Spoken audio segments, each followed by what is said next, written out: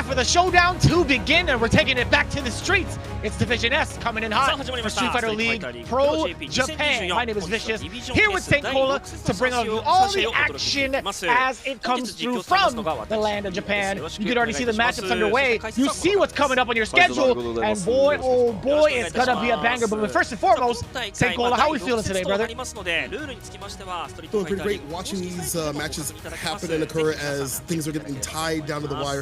For some of these teams, they need 40 bombers to surpass the other team. For some of these other teams, they just need to score as many points as possible to surpass their rivals. We'll see what goes down, but let's go down the rules real quick. Return to the round robin, the format with 2 divisions, as we said. Division F, we've split the teams 6 teams per, and of course that means we are running back the play them twice in the round robin, so that means we get the run backs real soon, which I can't wait to see. We all can't wait to see that as well. Now, the teams will pick 3 players to the first, second, and third positions. In those first, second, and third positions, it's first to 2, and first to 3. And it may be a first to 1, aka first to death, with the points on the line for 5 points. Now it'd be 10 point, 10 point, 20 point, respectively, for the normal matches. And of course, with all this, we get the home and away side, where the home puts up the teams last, the away side puts them up first. It gives the home a slight advantage. However, it's not been like that in the Street Fighter League Japan, I guess, history of this season compared to last season, right? Yeah, I believe that to be true, to be honest with you. But things can go completely haywire in the second half, right? With how much is on the line, people are going to start to focus up on some of the strategies involved. 8 million yen going towards the prize pool, with 5 million going to first place, 2 million going to second place, and of course 1 million going to the pockets of third place. But that's not all. We're also giving a little bit of extra awards to those, a very much so welcome change to the season by way of celebrating the players. We do have those new awards to talk about later on, but it just goes in line with everybody that's been a part of Street Fighter League Japan in our journey this year. Now, we've talked about the rules, we've talked about the prizing, but we didn't get to talk about what happens if they get crowned champions of Japan. Those guys are going to face off against the other champions of the other regions, Street Fighter League EU as well as Street Fighter League US, towards the end of it all at Capcom Cup towards March 5th through the 9th. Again, high reminder for you guys, on the 9th, the final day, that's when all the Street Fighter League action happens. It's going to be after the main tournament, the singles tournament, so you guys do not want to miss all of that action. The team battles that is so highly coveted in Japan going to be happening on the very last day of celebrations for Capcom Cup. With that in mind, again, commentators are gearing up. They got the Samurai Burst. I already ran out, but I'll tell you what, man. FUKUSHIMA IBUSHIGIN going up against Saishunkan Kumamoto is going to be a guaranteed banger. This one is so tight to the wire. Literally the same points right now.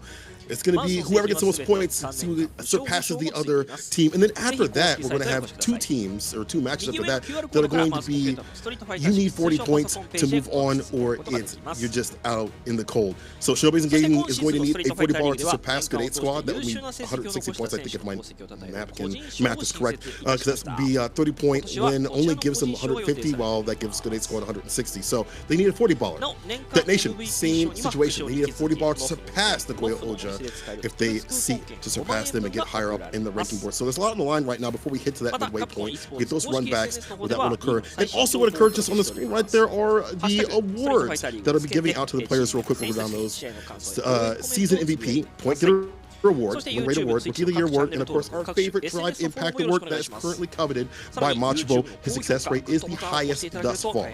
One of the biggest questions that we do ask is who's going to walk away with some of those awards, but more importantly, who's going to walk away with the team as champions of Japan. We've discussed this a little bit earlier. We talked about how important it is to get your teams right as the away contenders, right? FUKUSHIMA IBUSHIGIN, Shinobism Gaming, NagoyaNTPOJA, they got a lot to consider, knowing that this is the final run back for all of these teams in the round robin. FUKUSHIMA IBUSHIGIN, they talked about how, at least from what I've seen on their streams, they talked about how much they've taken into consideration all of the matchups thus far. They're looking pretty comfortable in a lot of the streams, in all of their group streams, in regards to what they're going to do for the second half.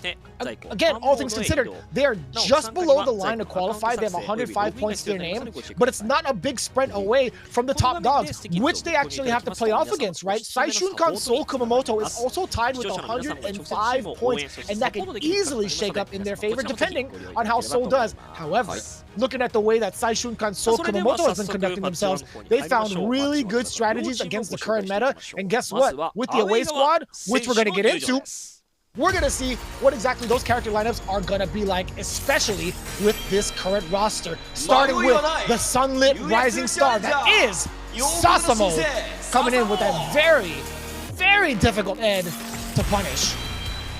Followed by Fukushima's go-getter.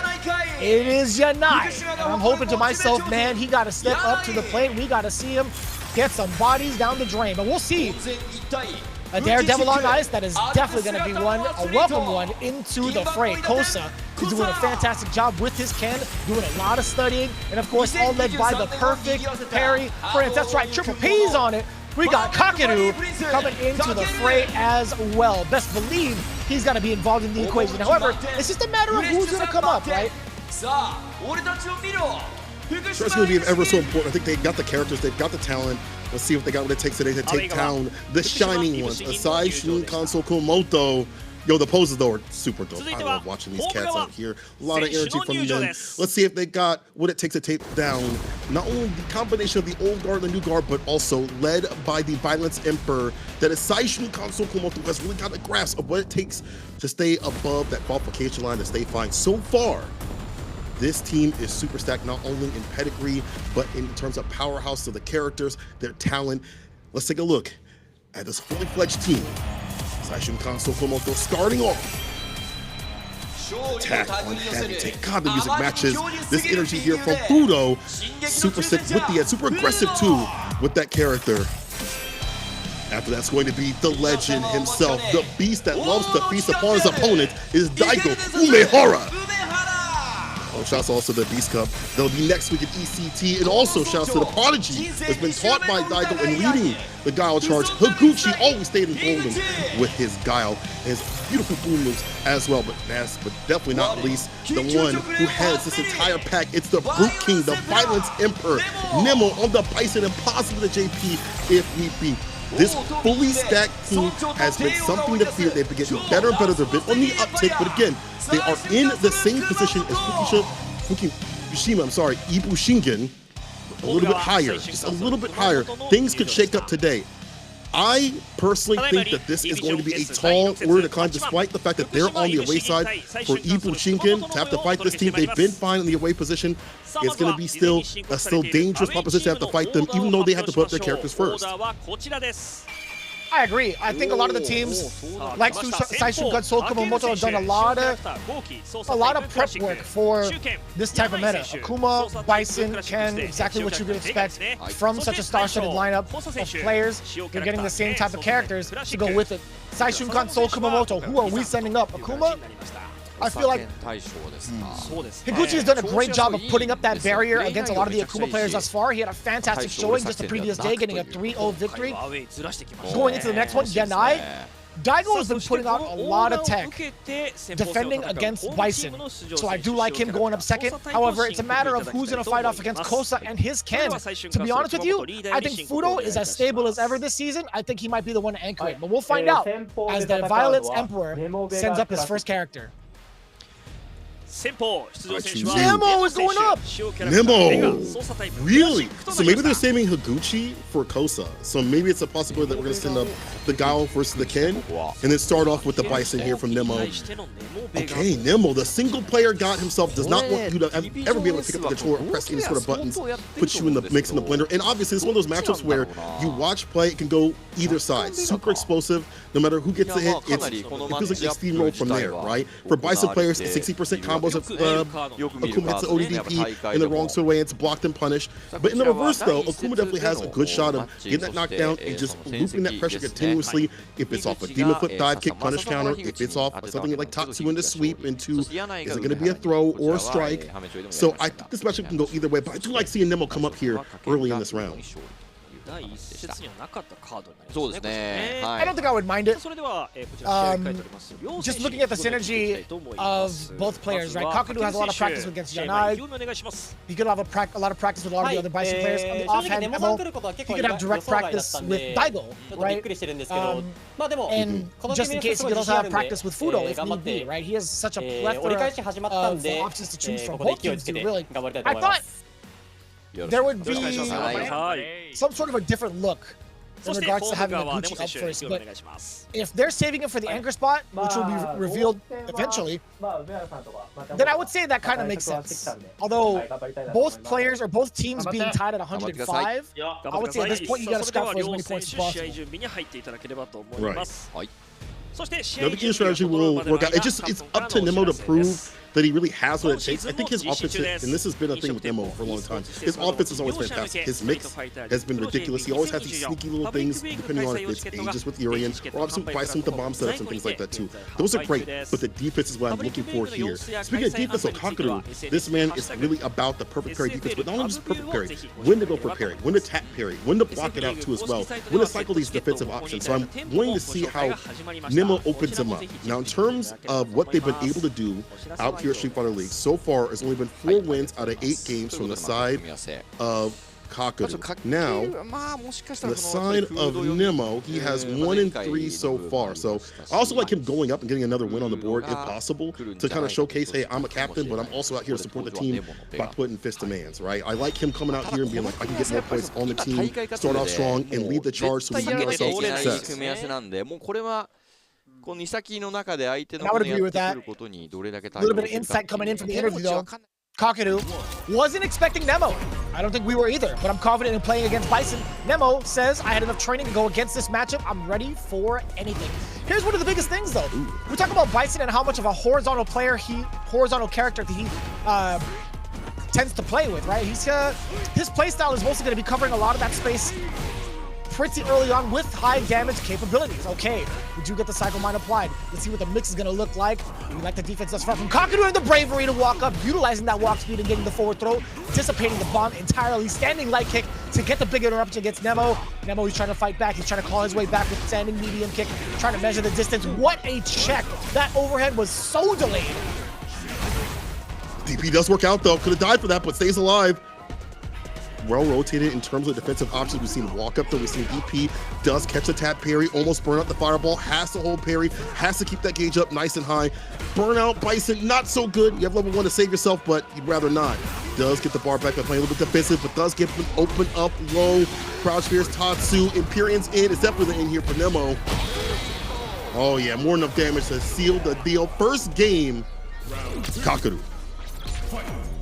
Hard to digest with the size of the hole in Bison's chest. That level 2, although being expensive, a great round start. Again, right now with that sweep, you get to dash up twice, still retain that Oki forward throw now, back towards the corner. What are you gonna do about this, Nemo? You have to hold that. All the fierce is coming through. He tried to walk under. I understand that. That's an old tactic. Not gonna work out against Kaku. Landing right above him. The throw does get tech, creating 2 space for himself. But Nemo finds a way out with OD Cycle Crusher, and here comes the Violence Emperor. Stampears trying to find an opening. The plus frames apply too as well every so often. Yeah, I like this patient play from Kaku. Doesn't have to overextend to get the win at all. He lights. Crouching, mini kick gets a hit again. It's going to be another Imperium's in. Another W here for Kaku. He's been so good about picking his shots. He gets the lead. He keeps it. He's able to seal the deal to catch the walk back with the crouching mini kick, keeping the proper distance in range to catch him, trying to avoid. We've seen like light in the crouching medium punch to kind of reassess where he's at from Nemo. And Kaku's been reading that expertly. First game to Kaku. And that was rather convincing, right? We've talked about this exact scenario when it comes to the player selection. Kaku is going to be more than informed for this matchup specifically. I think Bison has been running amok in Japan and also in the world to the point where it's like, you know what?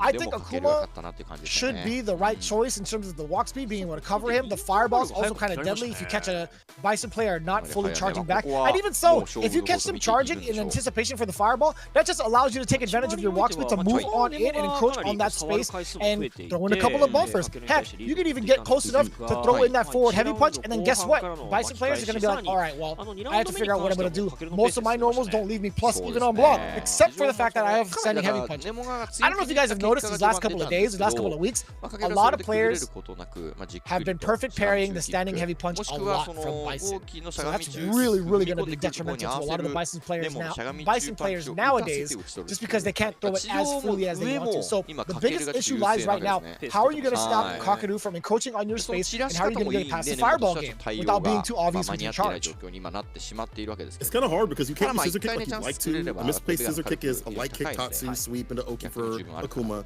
That's like a bad entry point. So like with that off the table, your entry points are a little bit less. And we've seen Kaku be able to check and challenge, drive rush, and dash up. So I'm wondering if we're going to be able to see a little bit more of some just normal walk-in, just normal walk-ins here with buttons behind the crouch. Medium punch, stand medium punch. I like the jab and like walk back a little bit with crouch medium punch or stand medium punch. We saw a counter to 2 punch from the side of Nemo. You just have to find more rhythm with that and more things around it. Maybe stand medium kick actually might help out to hide that approach. Instead of just doing the same light, walk back a little bit and then go for a medium button, you might just see stand medium kick introduced as another tool. Add a little bit more to mix it up a little bit. We'll see if that ever comes into play. Nemo immediately having to congregate with his team, to figure out what needs to be done. But as it stands right now, you can see it, how big of a point spread there is between first through second, man. Even for Saishunkan Soul Kumamoto, let's say they happen to get a 40-baller. Same with FUKUSHIMA IBUSHIGIN. They're tied at 105. If either of them get a 40-point ball game, they're still going to be only in second place just for this week, right? We still have to see good 8 squad play for the day, and they're going to be coming up next. So, again, this is a very important scrap out for both teams. You need as many points as possible, considering this is the second half. The Fireball War is going to be starting pretty soon with Kaku. I talked about it earlier. How are you going to encroach on this space that Kaku is pretty much occupying with the fireballs and the normals? Perfect parry, Prince. Ooh. Don't test the name, brother. So my lineage is strong. Definitely ready for that. And I feel like if you're Nemo this time to start perfect parrying some of these fireballs every so often, and then getting that driver's jab right after. But easier said than done. Heavy punch fireball, super quick. The jump in again, aerial. So difficult to deal with that crouch fear. It's going to get predictive and reactive with it. OD does land the bomb on there. The dash up overhead blocked out. Stand like kicking OD fireball, trying to get it off. Walks back outside the distance. Techs a throw right after.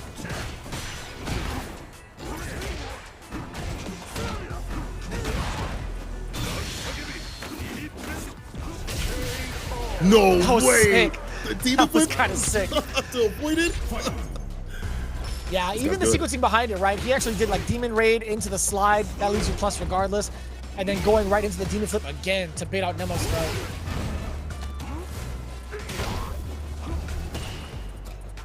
Teleport in the back row. Up in the corner, don't want to be here. Get Bison. Okay to stay medium. You'll take that against the crouch or the dive kick. Straight up in the corner. What's the entry point though?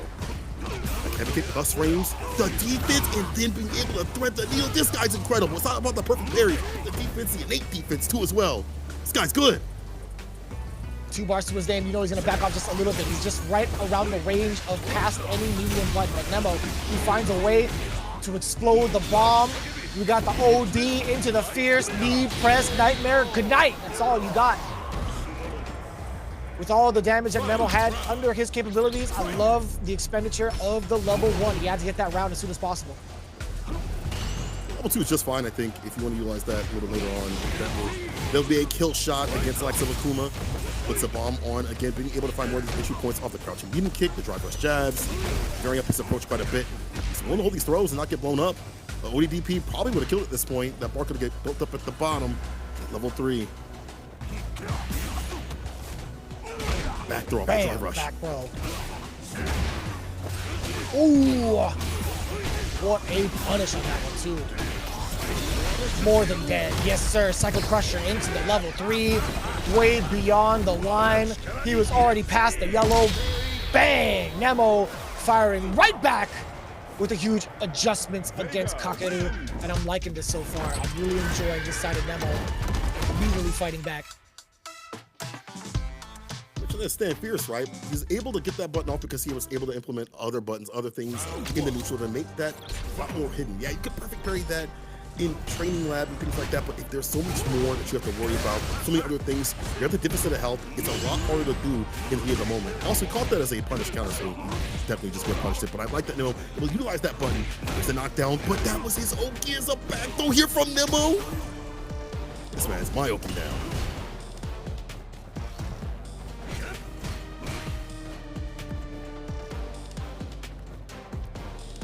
A lot of paces being played from both ends. Kaku was a little bit reluctant to throw out that fireball. Nemo was moving some type of way to make him think otherwise. Drive rush forward, no whiff. No whiff punish, excuse me. Ooh, counter combo. Liked off the low. Gets the bomb applied right after. Bomb is on drive rush overhead with a perfect parry at the proper time. Light TP. Ooh. Tatsu Ender, we have 2 bars to our name. He stole that turn. Perfect parry, the punish right after with the OD Ender. Doing that dash up back heavy kick, but Kaku walks out of danger for a little bit. Reversal jab right after, both in burnout. Way worse here for Kaku. Delay crouching medium punch, perfectly done. Nemo's timings have switched up, and he is flipping the script. Immediately walks up to his face. Kaku had to take to the skies. A sweep from long distance. Back roundhouse. Can't press a button after that. A couple of lights. Now coming in with a scissor kick. Kaku switches sides. The throw tech. Kaku, his main objective is to put Nemo in the corner, but he doesn't give a damn. Back throw now. He wants to keep it mid-screen here in the Pow Pow Cafe. Oh, there's the perfect parry. So Vigo, he said I could do that too. Corner carry on the way. Double dash up. Hella meaty off the crouching medium punch. Imperium's in after the adamant fist. Wants a flop right after it. Like heavy kick, yes, the Tatsu. Okay, heavy kick Tatsu. Nothing serious right now. Just going for the damage.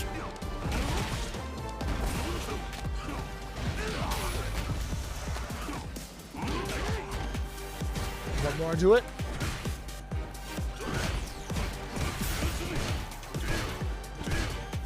Stealing turns all over the place. Oh my god. Perfect parry and the punish right after. Oh, it's my favorite story. That's my favorite story, Vicious. Final game, final round. That was intense. That was intense. Crouch jab into the super though.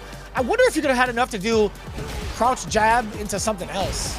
Because he definitely did another combo, a perfect parry combo, but we'll hold that story for another time. Bomb is applied. Kaku in deep trouble. You might get highlighted for a clip. He still has an OD onto him. Fierce into level 3. Clip it and ship it. Javits would be proud. 60, maybe 55%, 60, whatever it is. That's a dead demon. Exercised. Nemo, no surprise man, the damage when given the opportunity, when given the moments, given the access to do so. Well done with the resources. You know, Javits, Phenom, super props after that sequence, and so was Nemo. We talked about how he had been having issues opening him up, but with drive rush staying fierce and some of these baits every so often, you see a lot of switch up on the neutral. And I like that from Nemo. I feel like, again, if you give him access to these moments, he's going to make the magic happen. And we saw it right there. Man, that was so much damage. Even though the Kuma, that's kind of crazy. But Nemo, well-deserved though. He definitely had to work for his win here. Yeah, I love the adaptations thus far, but the damage being dumped out from both ends were rather impressive, right? Kaku just using his bar the way he should for a lot of the Imperial end moments were pretty vital towards his victory in Game 1. Then you saw a lot more of an aggressive Nemo and also big reads on the side against Kakuru's defense, right? I think that back and forth was so beautifully done, but at the end of the day, Nemo, him being able to dictate, no pun intended, what Kaku wanted to do on defense was just so on point, so on key. Ending it with the perfect was beautiful. Amazing. Amazingly done to have that bar at the bottom. Ready, too as well. I know people all the time like quick, but be able to do that in the heat of the moment with such high level competition, it's still super cool. Now I know we just saw Kuma versus Bison, but I'd like to see another Kuma come up against this Bison. I'd like to personally see Daigo come up. I want to see that perfect parry that he has been doing up on Twitter. I want to see it enacted here at Street Fighter League. Or I could also send up Fudo too as well. I think Fudo also is not a bad option. Fudo could also be saved up for the bottom, but either could be good. That's a good call. Never mind. What is the most timid boxer I've ever seen in my life? Fudo, please don't ever step into the ring. Dear God Almighty, protect that beautiful head of yours, man. Your kids need you. Your kids need you for their future. Stick with it in the virtual sort of sense, right? But you know, I was actually thinking about this matchup today, and I need to talk to more Bison players, but it feels like Ed is kind of difficult to fight as Bison in just a very general sense. Like, you can't scissor kick because crouching light kick will catch that damn near every single time, and the spacing for that is even harder than usual because that crouching light kick is so long. The range is so ridiculous. The fast fireballs too as well are pretty good against if he tries to do like a preemptive scissor kick. Storms you can probably do against him, but the DP is good when it hits though. But that's just a very grazing sort of thing. What do you think about this matchup? This one's kind of difficult. It's been rather back and forth for me as well. I was thinking about the ways that Bison can possibly gain the advantage against Ed, especially against the flicker. Sure, like OD Psycho Crushers could be a pretty significant deal. I love the head stomps that you would mention to kind of go through it. There's ways to kind of bait out the flickers with head stomps, just kind of going for the quick drop. I think in terms of like the medium space, it's very hard for Bison to kind of do anything else other than kind of like medium kick to test out the ranges, but Ed I think has a lot of control in this matchup. But the sheer damage output from Bison alone makes it so much more questionable than just saying Ed has full control. What if Bison does get that single opener? There's not a lot that Fudo can do, not a lot that Ed can do to kind of stop that. Even from a defensive standpoint, right? Ed doesn't necessarily have the fastest reversal, right? He has OD uppercut, sure, it's invincible, but that active frame doesn't start up until double digits, right? So there are a lot of options where Bison can still apply that pressure on you with a light meaty. Even after a Psycho Mine has been applied, they can still kind of deliberately bait that with free pressure with crouching jab every single time. So this is going to be the problem right now. How is Bison going to close the gap? And how is Ed going to get away from the immense pressure that Bison presents after that knockdown and the mine have been applied? Yeah, I definitely want to see more of this matchup. That's something we don't get to see somewhat, a little bit like obviously in EU with Eddie Walker, Problem X, and some of that matchup's a little bit differently colored because of the fact that they play each other so much. So it's hard to see natural tendencies when they play each other and they're going for each other's tendencies. In terms of the interview though, Yanai says, I really watch his play a lot, so I know how he moves. I'm ready. Fudo said, I did my training, I just had to do my thing. Let's see if he can do his thing and get some points on the board here for his team. Let's see if Yanai, as you mentioned previously, is more ready and steady with his Psycho play today.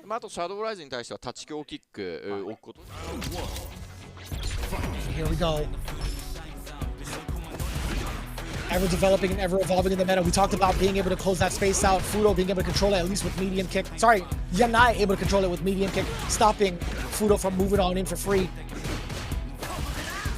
We talked about that spacing. That is actually pretty far spacing from Yanai with the scissor kick. Fudo not really able to respond with the punish counter. So Yanai, he was talking about how the way Fudo moves, he studied it, he's acknowledged it. So hence why we're seeing really perfectly spaced scissors. Especially hard because like Fudo loves to play like just in and out the mid-range consistently. He has done so with his characters from time to time. Like the air to air is going to be even more important for this character as has been buffed. Jump heavy kick just in general for this character. Reverse take throw. Over the corner you go. Hold up clutch backdash. The punish counter right after. Psycho Crusher for the distance and the damage.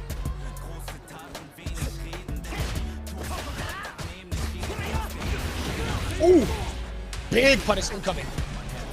No, didn't want to spend the bar. Took the one would have definitely killed there. Let it be you. In deep trouble. You gotta be dead after this. Drivers forward. Double two. Forward fierce. Uppercut. Not quite dead.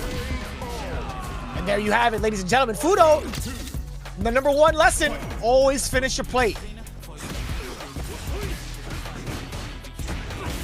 Shooter kick did not link. It's a punish right after. Surprised. It's a blitz knockdown, kill rush, and a drive rush. How much he conserves in terms of drive gauge. Being able to kill rush up, not to expend so much compared to other characters. So take that trade. Keep jailed up in the corner.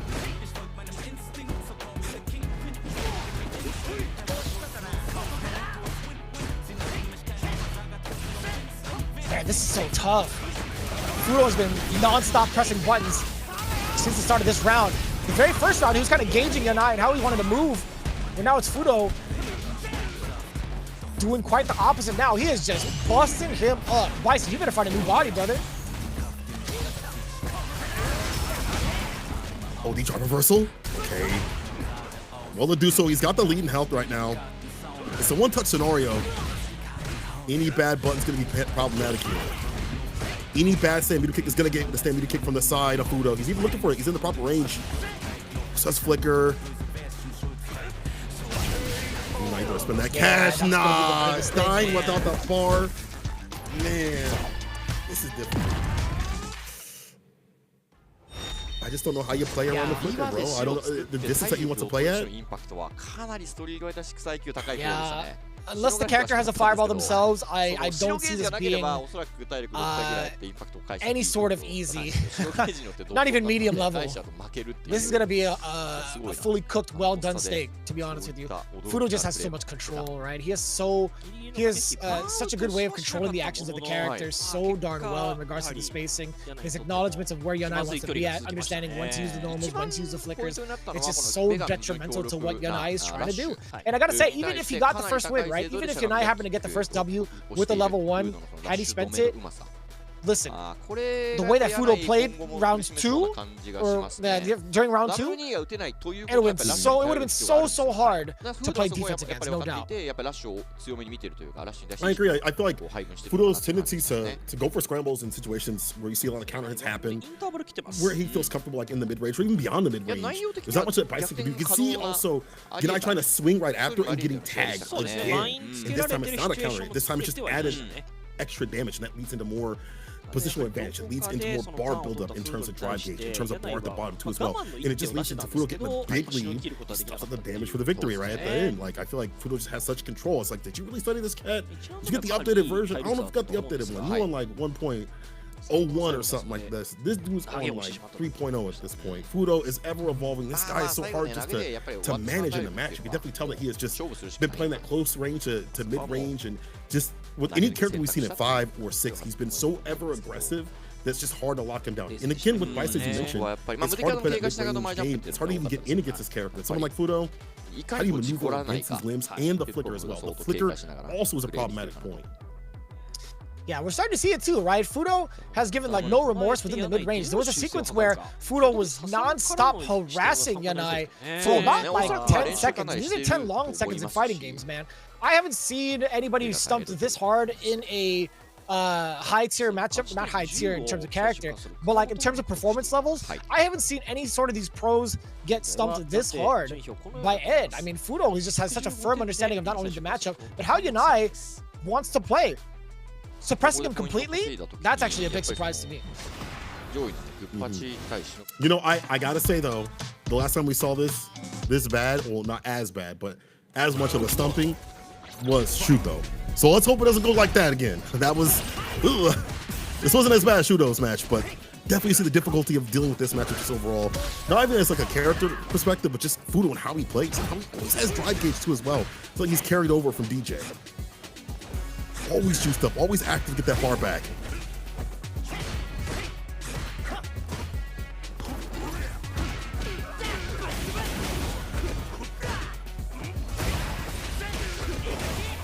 Oof, still skin. One, not be enough. Damn, didn't even need to do the micro walk combo. I like that. He already knew. Damage calculation, absolutely perfect.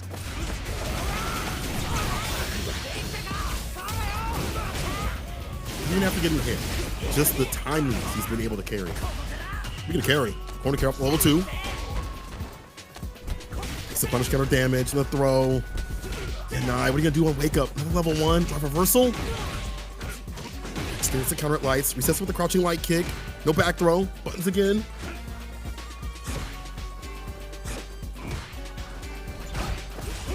So difficult. We talked about this. Man, that actually stopped Bison on the way over with the spark.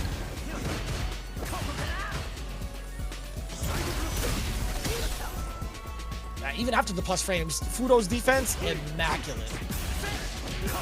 Nice and easy with the confirm, a couple of lights. That'll do it for you. 2 crouching lights, full confirm into the drive rush cancel. That's all she wrote. Fudo in emphatic fashion. 2-0. This is looking so dangerous for the Ibushigen camp.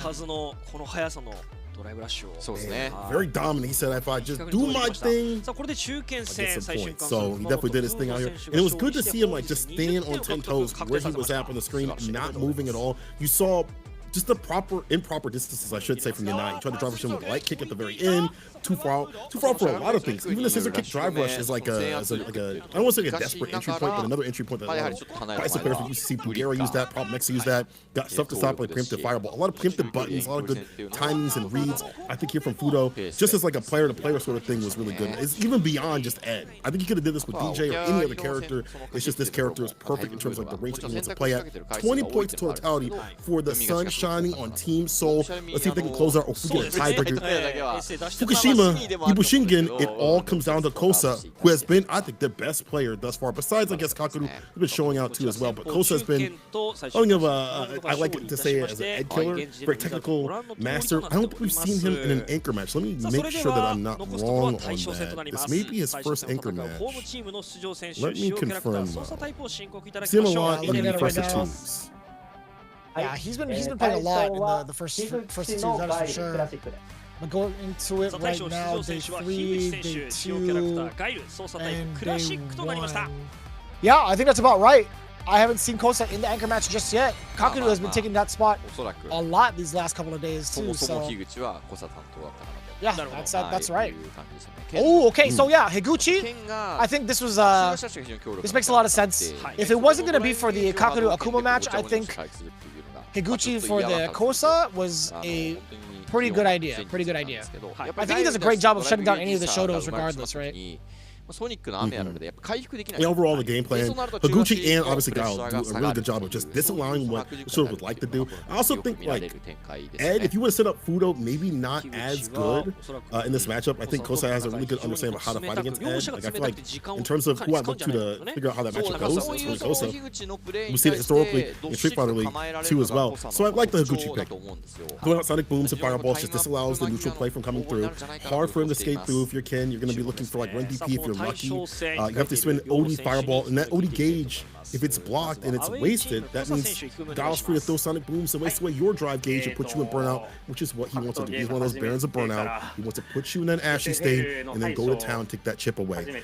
But Kosa, we'll see, he's a very big technical sort of player. He understands the intricacies of these characters and how to fight as Ken or fight against some of these characters too as well. So I've seen him fight Guile, I've seen him have success, but Higuchi is so different, man. Higuchi is on a different level when it comes to Guile. He's already won a World Warrior in the hardest region, one of the hardest regions, I guess if you want to combat that. And he has just been on fire here at the league. Yeah, one of the biggest threats, I feel like, even before we started this whole season, Higuchi has always been an evolving player to adapt towards the meta, to adapt towards the players that come his way. I think he's easily one of my favorite players to watch, and also one of the players that actually, I feel, guarantees the points for your team. So him being in the anchor position makes a lot of sense. Kosa actually has been rather impressive, and also being the point getter for Fukushima Ibushigen. I think he's been one of the main point earners, just not having his real chance to shine in the anchor position. I want to see how he plays in a long set. This is the huge difference between a good player and a great player. Higuchi, I think he's more than equipped handling this kind of circumstance. He's been in the anchor position before and also has been a part of many Street Fighter leagues in comparison to Kosa. Kosa, I feel like this is what it's like, second or third. I think it's got to be a second, right? But other than that, I mean, this is really a huge difference in experiences thus far. But we'll see, man. Other people, they learn the game differently, they've evolved differently and very quickly. So we'll see if that actually comes to factor here. We'll see if Kosa has something to give something different in the meta, or at least something different that Higuchi hasn't seen before. In terms of players, in terms of what they've been able to win, 3 games for the side of Kosa, all in the first 2. But Higuchi also perfect record right now, 4 out of 4 so far. We'll see if they can keep their perfect record. Who keeps their perfect record today? Higuchi says, I played the same game, pretty difficult game. I promised with him to go ice skating last year.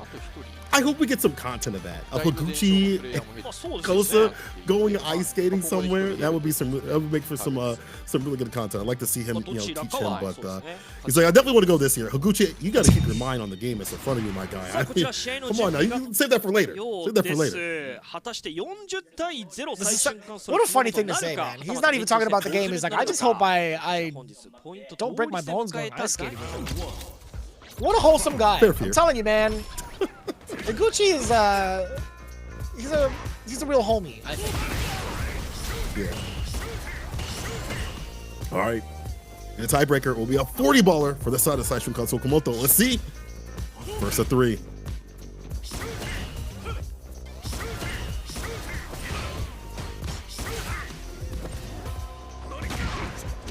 Damn.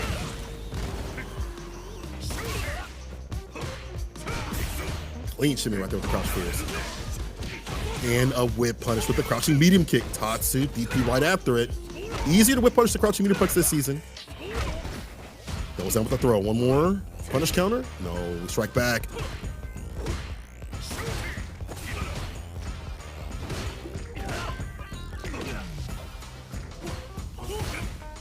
Checking the distance yet again. Kosa, he's got to be careful of those boots, especially if Higuchi manages to get a level 2, which he might.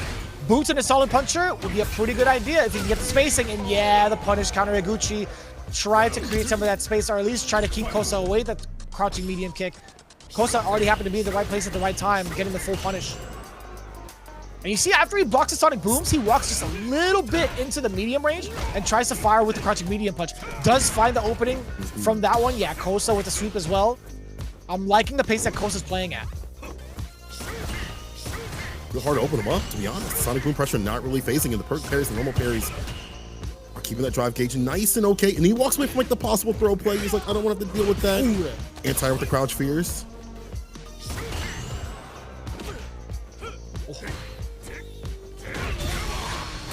There it is, roundhouse, solid puncher, excuse me, forward fierce. Check the wristwatch. Ice on them wrists, the back fist. Flash God, kick. The damage and the corner carry.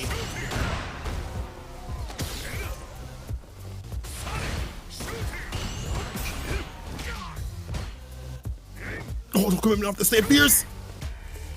Could have been a little bit more. Big jump in from Kosa. Gonna spend it? You sure are. You won't get an opportunity like that every day. Getting the big jump in against Higuchi, making him feel it off of the SA3 while maintaining the corner. That was a far heavy Jinrai, and you thought you could press a button after that? No, sir. He was locked into that option.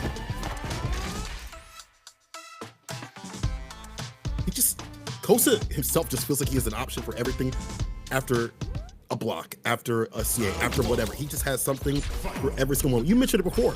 Tap parry and the crouching medium punch right after. If there's a drive rush right after that, he's going to catch with that disjointed button.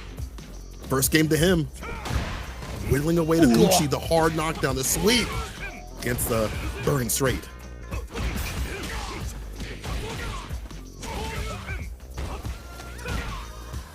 See, now I gotta look it up. I'm trying to think to myself, is the crouching medium punch disjointed? I'm just gonna have to look it up.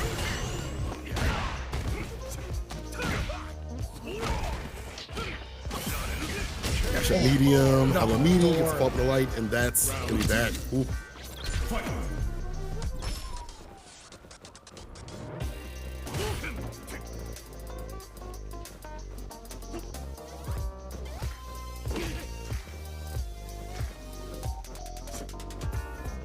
Confidence to walk down the likes of Guile, especially when as aggressive as that can be, at least as like Higuchi. Oh, the interruption with the jab. Outboxing this cat. Keep him out.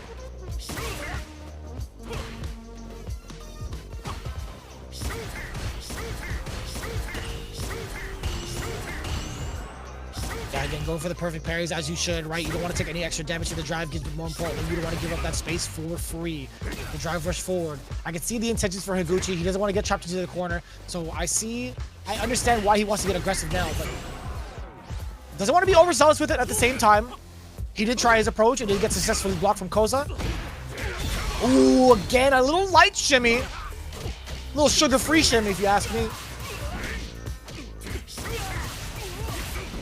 Look at the boom moves for the quarter carry, the back fist. I love seeing the utility off of level 2. It's not always about the damage, but the damage is super high. He finds a stand medium. More boom moves. Again, 4 medium kick. He's hit the level 1 for the finisher. So the hurricane, yes, that's enough to get the kill. Man, this guy's so good. The level 2 off to be able to get the corner carry when they're standing, knowing to get the back fist for that corner option. I like the evolution of solid punchers. It's not about just chipping away. It's also about getting that corner play too as well and finishing the job. Higuchi trying to tie this up.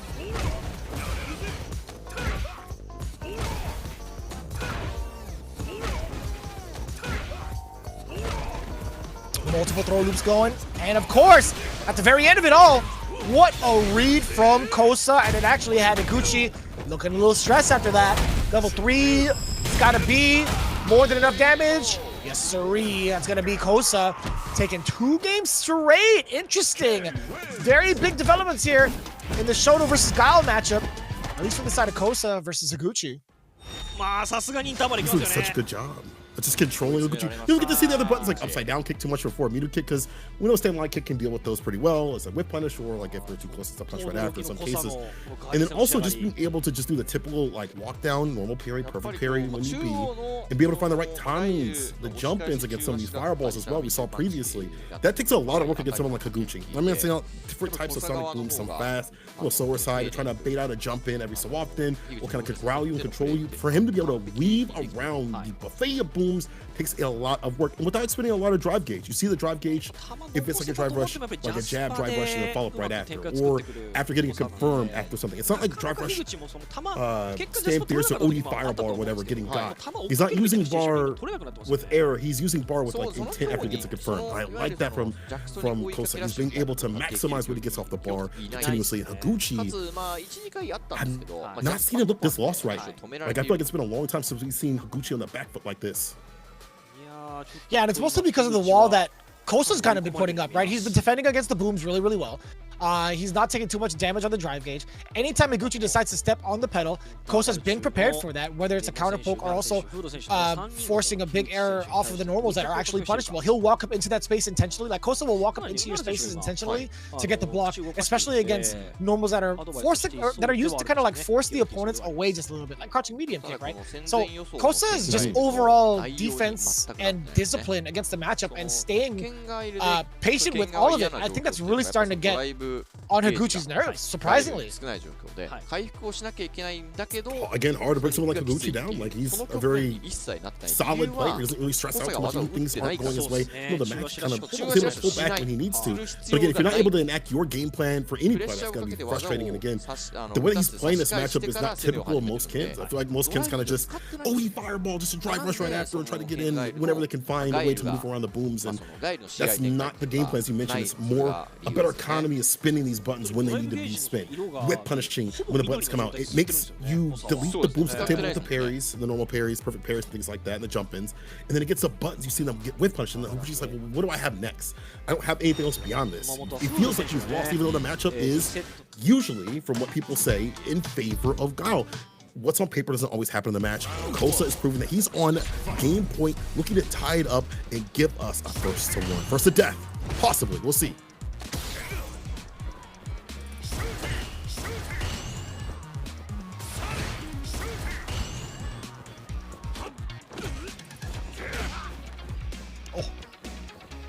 I like the attempt at the jump. Despite Higuchi charging, I'm surprised that Kosa went for that jump. Confident, yes. The flash kick, the perfect parries on the walk up.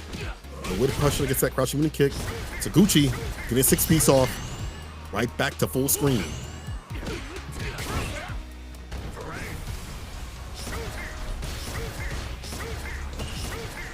Yeah, this is the kind of game Higuchi's way more comfortable in. Whatever he said to whatever his teammates said to him earlier during the timeout, it's paying off tenfold. The punish counter, yeah. Forcing Kosa to act first. I like that.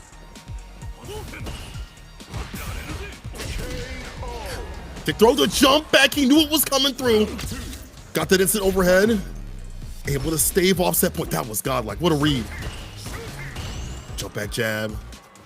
Able to give him a little bit more life.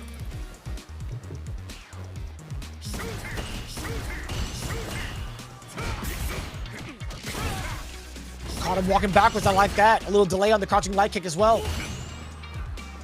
Perfect parry against the fireball. Testing the space out with the low medium kick as he should. Fierce to start things off too. A little bit staved for the meter, but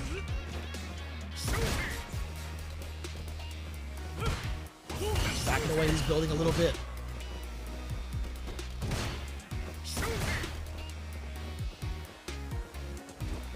Slow and patient walk down.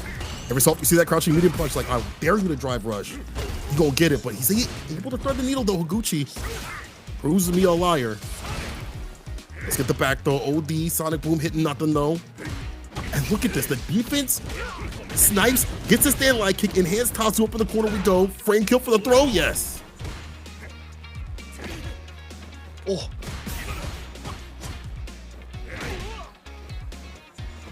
No activation into solid puncher. Actually, no confirm into level 3. I would imagine he'd do the level 3 to at least gain some of the drive gauge back and reset. With severe damage on top of it would have been nice. Yeah. You got the OD gauge to get OD fireball for the finish. No. Immediate stand block. Avoids the overhead level 3. It's a punish on its own. Higuchi takes it back. Talking about the defense here from Kosa, but that was good defense to immediately stand up and stand on business and block out that overhead.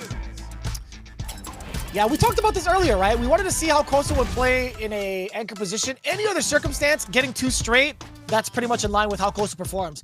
But the long game, Higuchi might have the upper hand. I might speak too soon on this one, but it was a huge difference in comparison to like what we saw those last 2 games. Kosa, I want to see what the rebuttal is going to be like now. Pretty similar start. Oh, a lot more activity with Kosa going forward. Throwing in some of these fierces. You know he's encroaching on the space a little bit more than usual.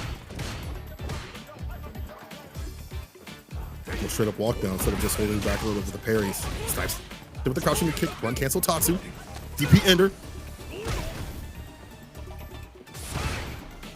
Hella shimmy right there.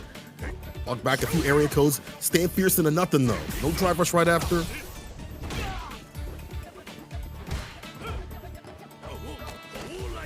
Damn, he is skating on ice right now. Daredevil, man. Oh, the medium punch, crouching medium punch lands, gets a punish counter, some distance, OD fireball. Now he's starting to expend some of that bar. And gets up over with the crouching medium punch. Should be able to kill. Side switch level 1, yes it will. And he saves one more bar in the bank for a rainy day. Set point here for Kosa. Can he get that kill to finish though?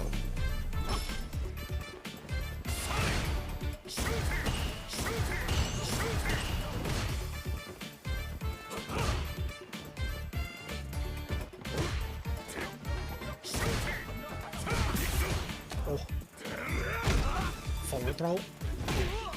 Higuchi doing a great job thus far, at least bullying Kosa into the corner. Oh, the big whiff punish against the crouching medium. Resets for the damage on the throw. Tries to knock on the door a little bit. Higuchi firing back with normals of his own. Punish counter boots into booms. Solid puncher follow up with that light kick. That takes a lot of work. This man's a lap rat. Attack on drive gauge. And the meaty boom right after. Get a little bit more chip on it. Falls to the boom. How do you make your comeback from this? Kosa, you have to run DP if given the distance, but the variance of booms makes it so difficult. The OD, the heavy ever so often. Now you see the blade. He's back with bar, but a lot of health taken away.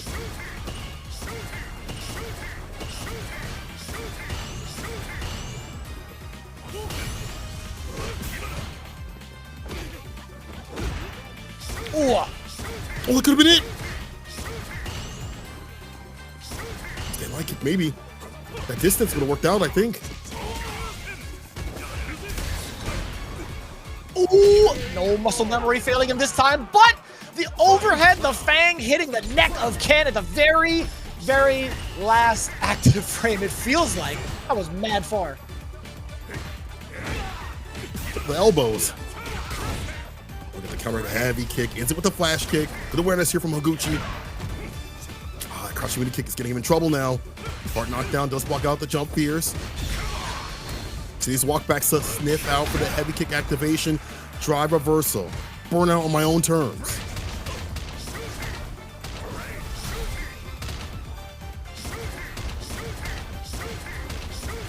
Couple of shots. It's all blocks. Back throw now. I love that for Higuchi too. No longer worried about being cornered. It's so much space to work with. Throwing the booms with Kosa. He's been moving forward quite a bit. Already close to the other side of the corner too. That hit! There's the medium. Wow. Able to snipe out, set up success with the booms. Able to get that crouching medium punch. The frustration a little bit from Kosa. You start to swing out some more of these buttons and get nothing at all. So I do like that. Now the frustration has switched over to Kosa, and you mentioned this. In a first or two, this would have been through. It would have been over. Kosa would have taken this, but it's a longer set. A lot more is also riding on you. The team is riding on you. There's 40 points for the other team starting in your face. You are the last chance for them to get any points today. You want to go home with something in your pocket. No, I agree. Again, we had mentioned that earlier. Kosa being one of the main point earners for FUKUSHIMA IBUSHIGIN, placed in a scenario that he hasn't really been familiar with just yet. But Higuchi already giving him the welcoming wagon. He's like, you know what? 3 out of 5 territory, you'll be all right. You'll get used to it eventually. Me, I've been here though. I don't know if you noticed. Higuchi, 3 out of 5 territory. He's the mayor of that place. 2 games straight, back to back. Kosa got his first, Higuchi got his second. Doesn't matter who got it though, it's gonna be about who wins the final game here in the tie. So far, 2-2 apiece. Higuchi's been doing a great job of controlling the pace of different types of booms. He throws out the heavy boom just to keep you in check, the light boom right afterwards. If you don't parry it, well, guess what? He has plenty of time to throw out another one and reset the situation. It's really up to the timing. If you notice Kosa, you can see when he's going for those perfect parries, and you see when he's encroaching on the space. Higuchi kind of like deliberately takes time to check which booms to throw afterwards or to get ready for the counter punch. I think that alone is going to be enough for Kosa to kind of make it more difficult for Higuchi to make those decisions. Just moving on slower, closer and closer as he can. That alone, I think, wins a lot of the matchup. But it's such a grind, right? You have to understand, like, when you play against Guile, you are forced to play this grinding game. Unless you can recognize the patterns, which is very few and far between with some of these players. If you can recognize a boom pattern, sure, you can get a jump in perhaps, but it is so difficult. Heck, maybe even a run into enhanced DP to go past the fireball. But other than that, it's gonna be a grind fest, no matter what. 100%. And then they change it up with like OD usage. Sometimes they use the blade, the spacing too as well. Even mentioning the spacing, I think that's one thing Higuchi's been doing a really good job of. Like, I'll send a sonic boom, he'll go for the parry, he'll go for a button. Higuchi will just like back off and wait a little bit. He's like, I'll let you live. Let you tire yourself out a little bit, and you get nothing, and you get frustrated when you dash up or kind of overextend with some of these buttons. And I'm gonna get my crouching moon kick counter hit, or maybe I'll get a punish counter instead, and like get my 6-piece off and be able to get like an ender that puts you back to full screen. You're seeing a lot of enders that go into full screen that makes Kosa have to advance again. He has to reset continuously, and it's getting more and more frustrating as the match goes on. I feel like as the first 3 goes on, it actually maybe gets harder to fight Guile. He starts to switch up what he's doing. He starts to gain more data on you and what he can send out in terms of sonic booms. Some of these sonic booms are like data gatherers, so that's why I feel like the first 2 games, like, cool, you got those, but to finish it off, it's going to be even harder. Either way, final game, either we get, again, that 40 baller for Seoul, or FUKUSHIMA gets another chance to get some points. 25 possibility if we get that first one.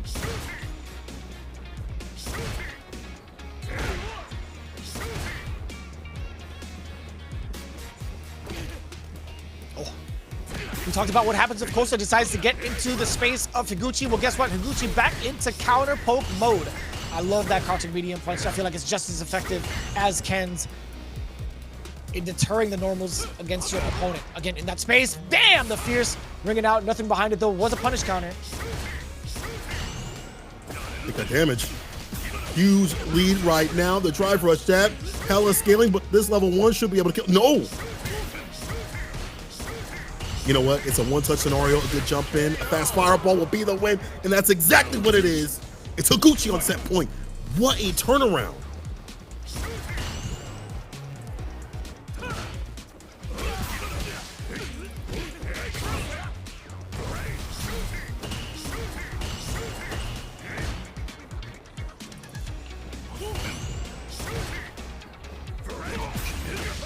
Oh, you tried to throw out a blade in front of him like that? That had to be an error, right? Of course. It's hitbox. So low on the ground. Nice backdash. So avoids a throw. Hits him with the level 1. Should be able to get the side switch here. Yep, corpse hop.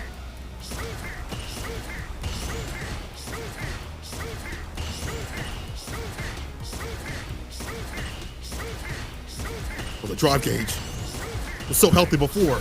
Was able to perfect parry so much and hold parry. Now, at the deficit. Yeah, he knew it too. He was building up just enough meter to get that level 2 as well, in order to force the big burnout. Higuchi is big brain right now. Mastermind. Sonic booms, anti with the stand medium kick, perfectly done. The OD to switch it up a little bit. Kosa, all you can do is block. He has gained his drive gauge back faster, but he's taking so much hit from it. OD fireball for the knockdown. The frustration is there. A one-touch scenario. OD fireball, anything to get in. We talked about that. You have to rely upon that. Things are looking grim. Again, a fast fireball is going to make this cat fall. Oh, and it wasn't even a button. It was just him walking right into it. The big rebuttal from the big Lebowski. I got to say, Higuchi is looking like that dude. Getting 40 points for Saishunkan Seoul Kumamoto is absolutely huge, but more so absolutely devastating for the IBUSHIGIN squad. Out of all the teams that we were looking forward to getting into the playoffs, starting things off in the second half in this fashion, it's looking kind of rough, man. 40 points for Seoul, and the way that Higuchi brought that back was masterclass. Spacing absolutely perfect. Not enough to put himself up in the corner or walk back too much, but enough to make him whip and not be confident in his walk-up pressure. Walk-up booms and things like that were actually working out too as well from the side of Higuchi. You see him walk up, boom, button a lot more confidently. You see a lot more buttons from the side of Guile. That's a very confident sign for that character to be able to cook. Also, you just see him drive rushing right after at the very end. He was able to be like, okay, I'll drive rush medium and things like that. Wasn't something that he was able to do previously, but it wasn't established. It wasn't able to be established. 40 in total for Saishunkan Seoul Kumamoto. The sun is definitely shining on them today. Very well calculated, very well played in regards to the player order as well. Look at the domination too, man. I gotta say, that is pretty impressive. Now, Nemo, in terms of like how it was all played out, I say domination in this fashion, right? Nemo lost the first game. He won 2 straight. Fudo won 2 straight as well. Higuchi lost 2, then won 3 straight, right? Despite seeing what you see on the graphic, I think it was totally in favor of Saishunkan Seoul Kumamoto making those minor adjustments. Actually, I will say it, major adjustments, to be honest with you, into those next couple of games. That was really well played. I think that was the best strategizing that we've seen thus far into the second half in total from what we've seen in this season of Street Fighter League. Even with other dominant moments happening from some of these other teams, in terms of like the strategies you mentioned, the character choices, the player choices as well, it all melds together. This is what you want to see in Street Fighter League. A combination of everything. It can't just be, oh, I got the top level characters, the top level players, or whatever. It has to be everything at its maximum. Even that Fudo match especially was super sick to see Fudo constantly interrupting some of the buttons here from Bison, where it felt like it was problematic for Yanai to even press anything at all, which is something that might happen in the matchup, but that consistently takes a lot of work. So I'm going to see some of the player interviews here. You know, Daigo, of course, super happy for the win. We get to see him play this week. I know he's still developing his style, and he'll also be at ECT next week, so y'all check out that and the Beast Cup, the 3v3 too as well. But I can't wait to see how he develops the Akuma. We've been watching him train on his stream, get better on defense, but getting more active with the character, I feel like has been his goal. And I've watched him on CFN, and he's been able to acquire that goal. So leading to the second part of the season, I think he'll be just fine. This team is already looking super top tier again. I have to say again because last season they were up here as well. Yeah, and it's just hard to kind of like disagree with that, if I'm being honest with you. I think most of the people that have been watching thus far, both in Japan and in the States, would have to agree. You have Nemo, Higuchi, Daigo, and Fudo. If those names don't impress you enough, you have a Bison JP Meg. You have a dedicated Guile name.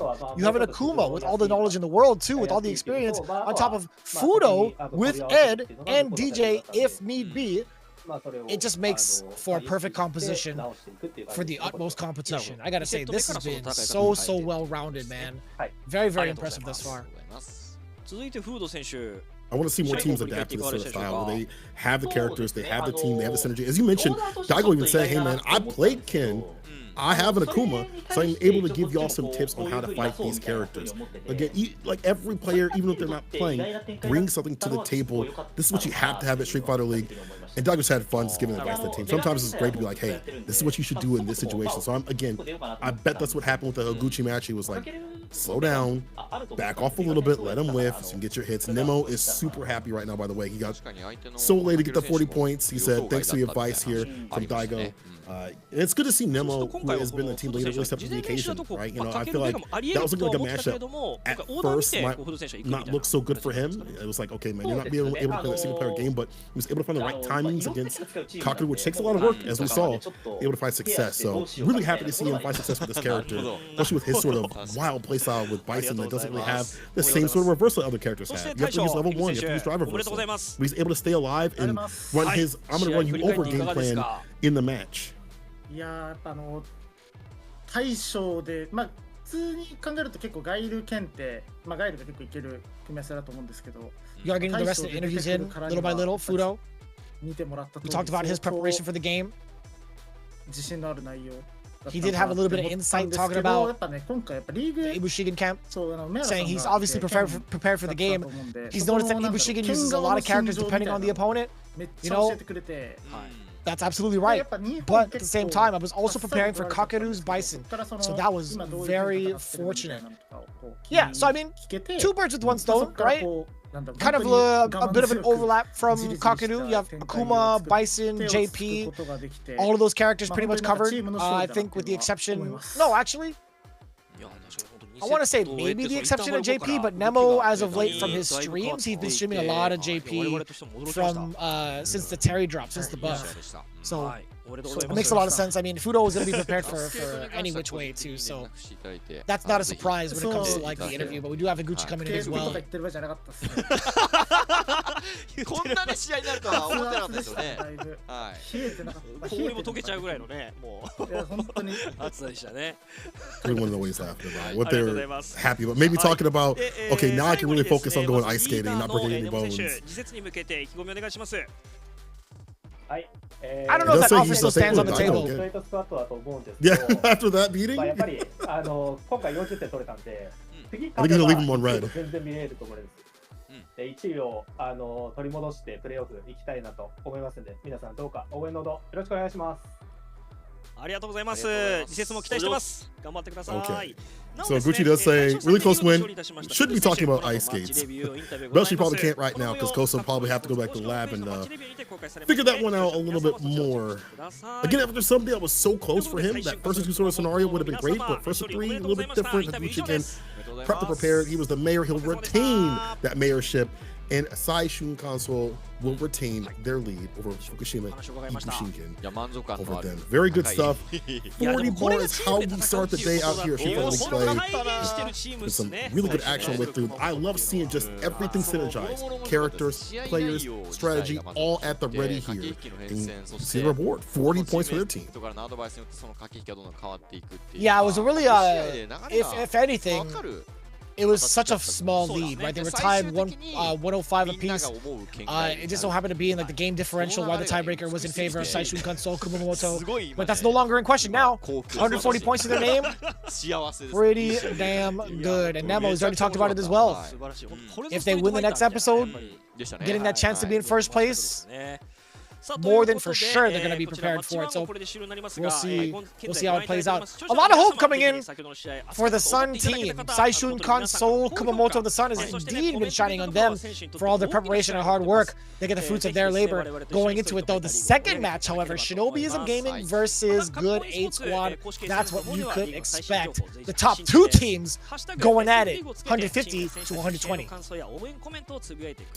Shinobism Gaming needs that 40 ball to surpass Good 8 Squad. Again, that would give them 160 points. 30-point win would only give them 150, while that gives Good 8 Squad 160. So another 40 bomber would definitely be thankful for the side of Shinobism gaming. I'd be thankful to check out this game again. I'm gonna have to boot this up again because with all the new things coming through for Street Fighter Duel, that Street Fighter 6 combination coming through, I want to see what they add. I want to see how strong some of the new characters are. I want to see if they put in Terry, bro. I feel like you got to put in Terry at this point. Capcom, if you haven't, I think it might be time.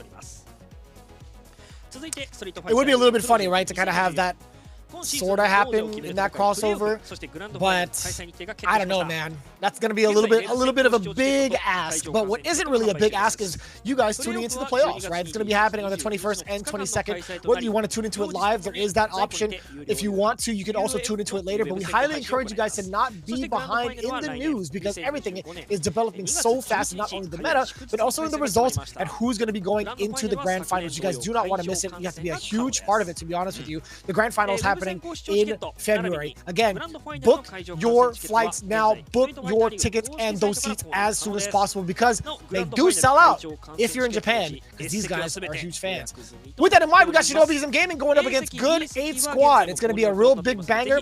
Either of these teams could be into the playoffs. Either of these teams could also be grand finalist potential. But one thing is for certain, we're gearing it up to get only one champion in Japan, and they face off against the other champions in Street Fighter League EU as well as US at the end. That's right, I repeat. At the end of Capcom Cup in March, on March 9th. I'm already getting my flights ready. I'm already trying to get my hotels booked. You guys should be doing the same. If not, hang out with us just a little bit. We got more Street Fighter League action coming your way from the land of Japan right after this. 再開は10分後、20時21分頃予定しております。それでは一旦失礼いたします。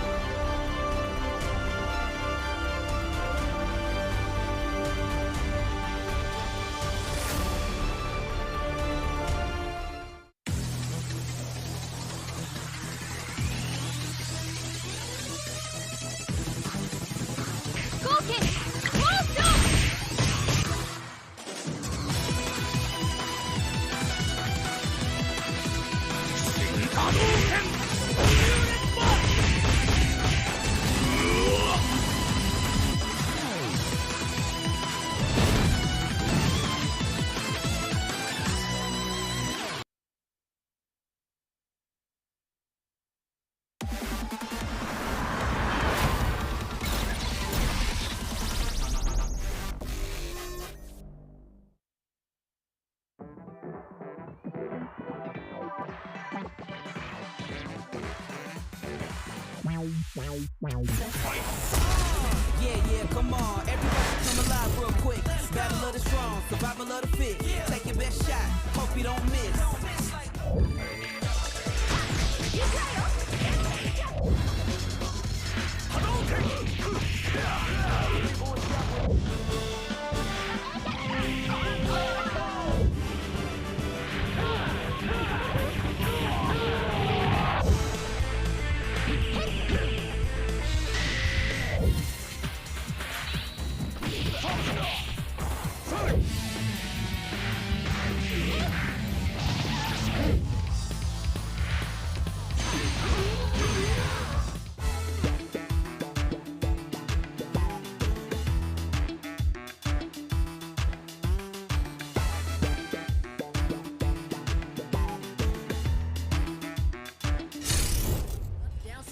I ain't never scared, never quitting is the motto.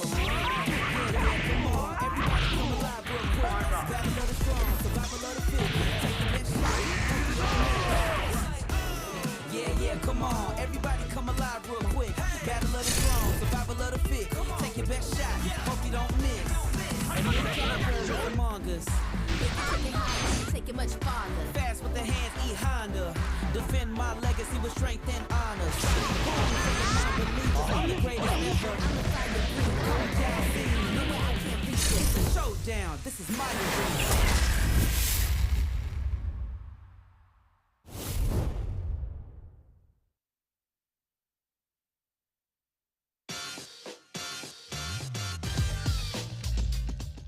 川野、はい。どっちがええ？選んでいいよ。いますか？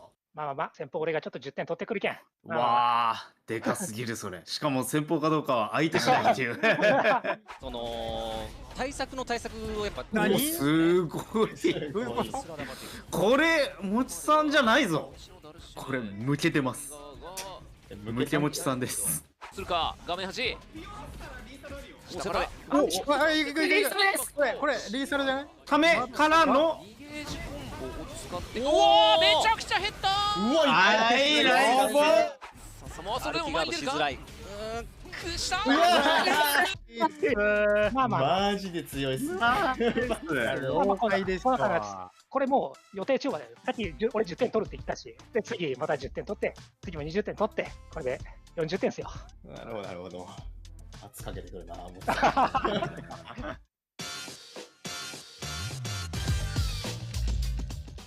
しっかり準備してきたんで、20ポイントもう取ってるんで、ここ勝てば。なんかキレがちょっと元気ないっすよ。元気いけますよ。いけるよ。勝ちます。見込むがー。しゃがみ中盤、これがカウンターヒット。ナイスリーサルース。ちょっと怖かった。あんた。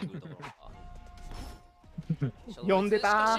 でかい。でかい。マジで読んでた。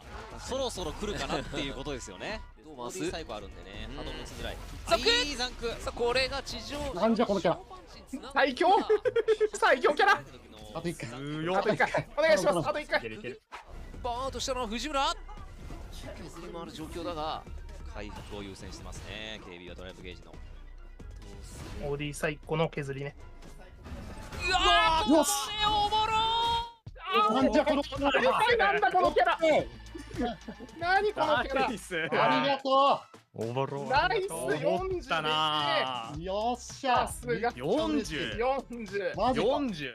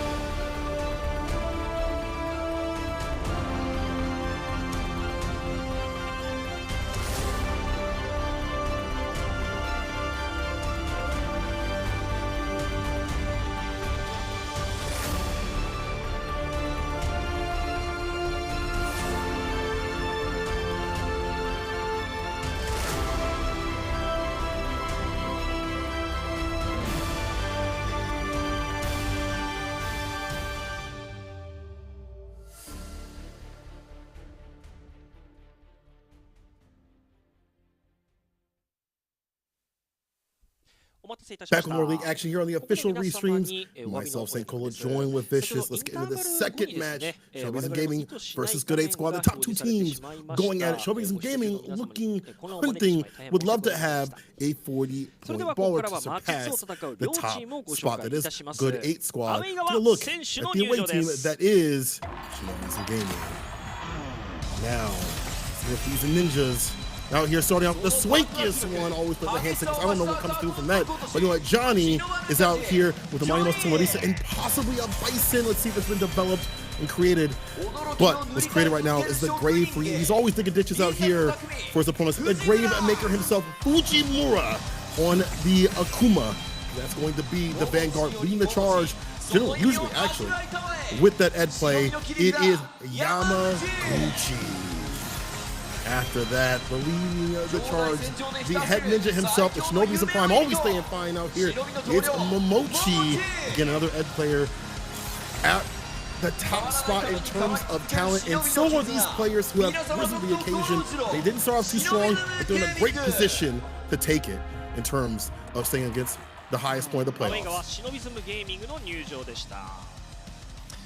I feel like that new development has been happening with them kind of fully coming together and getting all of these points. However, they're staying up against the top dogs. It is Good 8 Squad, who have been nothing but the premier team for a lot of the Street Fighter League occasions, right? In Street Fighter 5 at least, but going into it, we can talk about it. Our team currently in first place. They didn't have that type of success the previous year, which is a really big anomaly. However, this year, it's a totally different story.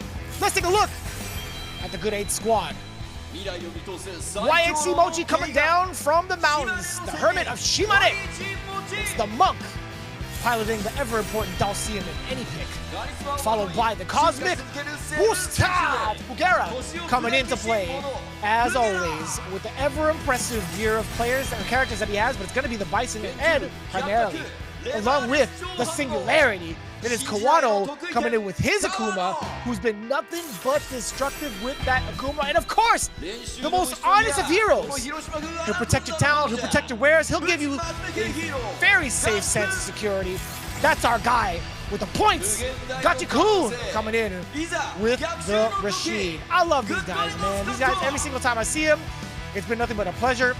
Well, I haven't really met Mochi outside of Japan just yet, but this guy, Pugera, I've known him for a long time, ladies and gentlemen. I really have. On a personal level, too, I've known him for a very long time. This cat is always a character and is always going to be a threat no matter where you put him. And speaking of where you put him, we have the away side already established where we're going to put these characters and players with two Eds and an Akuma, followed by Momochi, Yamaguchi, and Fujimura.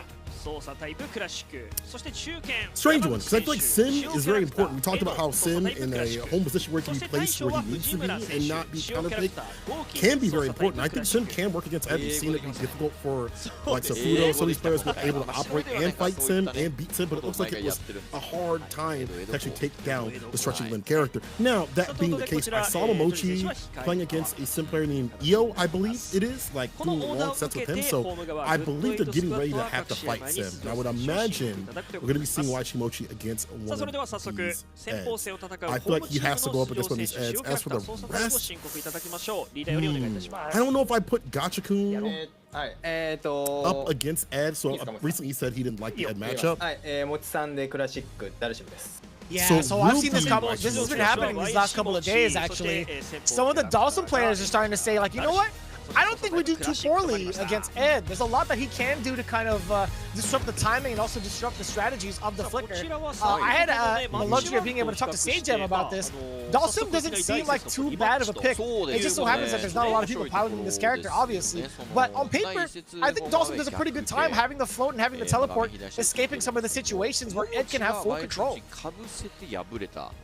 I agree with this. I think if you're Ed, you're looking for like certain moments to get in, and it's difficult because like, let's say he throws up the heavy kick. You have to be like already like kind of pre-ducking, looking for that option. You get your crouch heavy kick off, you drive rush right after it. You may not always be in range to get a follow-up right after that, and then Sim kind of just slips away, right? Like that back and forth, that chasing down the character takes so much difficulty. However, I do think that there's one thing in this matchup that's going to help out Ed a little bit more these days. In terms of reward, it's not going to make the matchup better for him in terms of like yeah, it's a 5.5 now or an even matchup, but it'll definitely help him get the reward. That's a jump heavy kick. Goes to the float. You can get the jump heavy kick into like a level 2, a better scenario, or more damage just in general. There's more reward off that air-to-air option.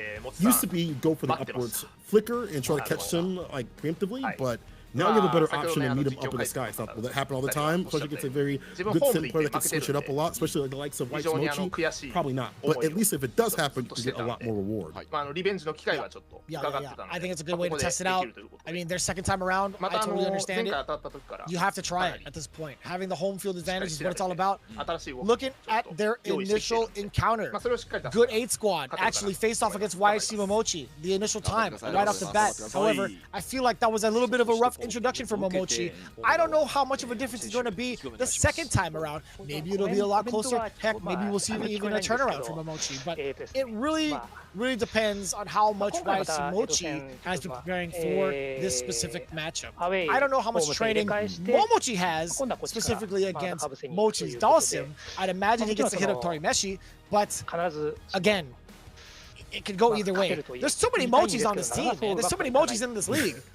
I totally forget. Oh, by the way, I actually randomly met with Dogura and the other Mochi, the Guilty Gear Mochi that is also part of Street Fighter League too. I was like, oh, that's kind of random, but it was actually really, really cool. I got to talk to both of them. I mean, Dogura and I usually chop it up, but seeing Mochi, we're like, oh, dang, what's up? It was such a cool and surreal feeling, man. These guys are all the most like humble dudes that are like, hey, we know where we're at when it comes to playing video games. We understand what's going down, but they're nice to like everybody, man. It's super cool. But still, I stand by what I said. Way too many Mochis in the league, man. We'll have like a battle royale a little later on to see who can keep the name Mochi or keep Mochi in their name just in general. But, you know, you bring up a good point of, like, how much has Mochi trained for this matchup. But also in the reverse, though, have you prepared for a sim like this? Look at Torimeshi, he's very flight. He's movement-based. He's floating around. He's very much not on the ground continuously. Then you got to prepare for someone like Mochi, who is very much willing to brawl it out. He's been like that since the dawn of millennium with this character since he started playing him, right? So you might practice with EO and then have some setups and stuff like that, but that may be not the way that Mochi wants to play. And then watching Momochi play that matchup, I watched it had like a first to 5, and I think Momochi took it in that set. It was very down to the wire, and a lot of times, you would see the drive rush against like a whip punch against one of the buttons. You try to drive rush right after, but not be in range for a follow-up. It is so unfortunate not to be able to get that follow-up that you get after earning a whip punish against some of these buttons. And Sim has been slightly buffed in some of these areas where I feel like it might be effective. Again, level 1 being able to dump out a lot in terms of chip, also being a lot more consistent as a damage dealer off some of these options too as well. He's a bigger threat, maybe not in much of shooting up to the top spot, but Sim is definitely a little bit better after the patch hit. We'll see what happens though in the streets.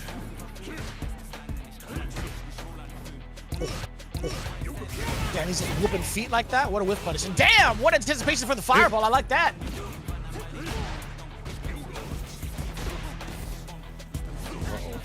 In the corner, try to go for the dodge kick, jump out though instead. But throw. That was sick!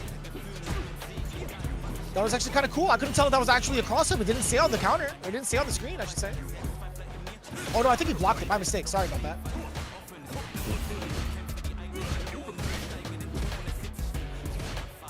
Crash the drop gauge.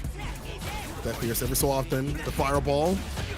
Stand medium. Look at this. Just you can't get in against the long limbs of Sim, bro. Stand medium, crouching medium, just checking and challenging continuously at the perfect distance. And again, this man is a bruiser with the buttons. Won't let you get in. And don't get hit with that heavy kick again. That's been also buffed in a way with more hits on the play. Also, you get that teleport a lot more in terms of combo ability too as well.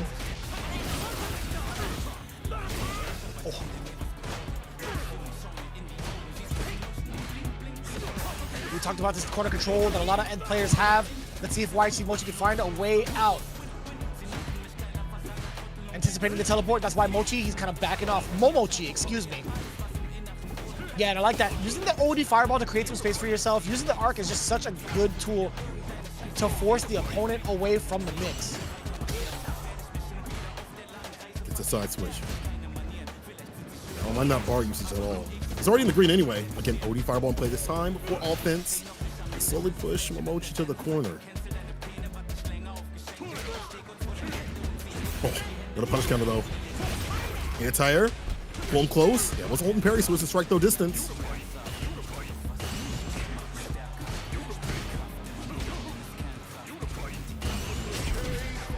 Ooh.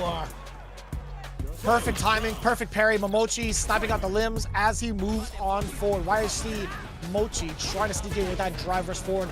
Who could blame him after the fireball? The cycle blitz, jump fierce, heavy kick, stay in fierce, finds fist to face. Now up in this corner space, one more interaction with drive gauge behind it for the kill, even less now. One more touch, Sim on the back foot, not where you want to be, stand medium kick. Hit the fall right after it though. It's still one more touch, and this is where Mochi's been able to play and been able to find success, keep the lead, sit on this. It's a one-touch scenario. He can actually super through some of these fireballs. Careful sending this out. If he can find the right read.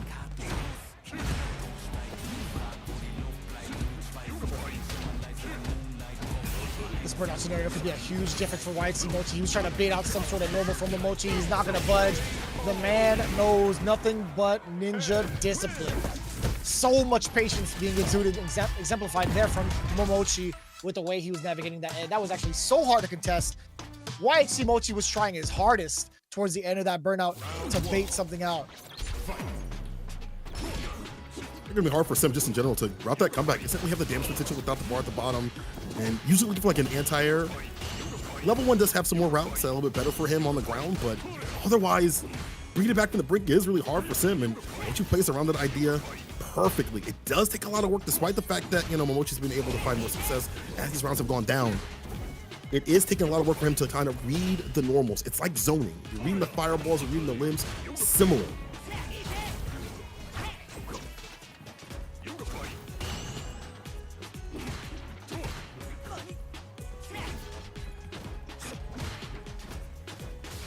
So meticulous with how YHC Mochi wants to space Momochi out for some of the traps here.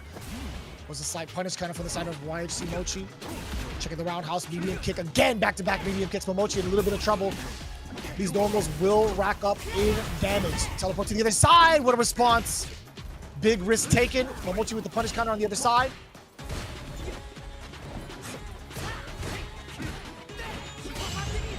Well, if you're setting nothing, the perfect parry, hard knockdown, like that sweep right after. You have him caught up in the corner. You've seen YHC Mochi kind of crumble here because the character doesn't really have the best offensive options with offense.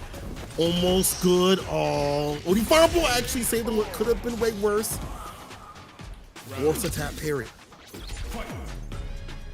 I think that's one of the coolest mechanics they could have given Dhalsim, right? A fireball that bounces and comes back, that's actually really, really sick.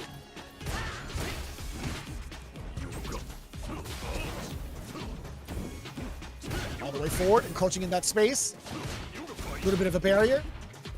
Roundhouse to check Momochi, a couple of mediums as well. The spark comes out, being able to float over it, and as soon as Momochi commits to the jump, YHC Mochi is out of there. Slides past the fireball. Again, another one of those tools. Can get past the things that Ed wants to do. Part of the repertoire, the flicker just a little bit too far out. The roundhouse checking the space yet again against Momochi. This is looking like Mochi all over it. I'm talking about the YHC variety. That's going to be level 3. Capitalization in that YHC. Beautifully done.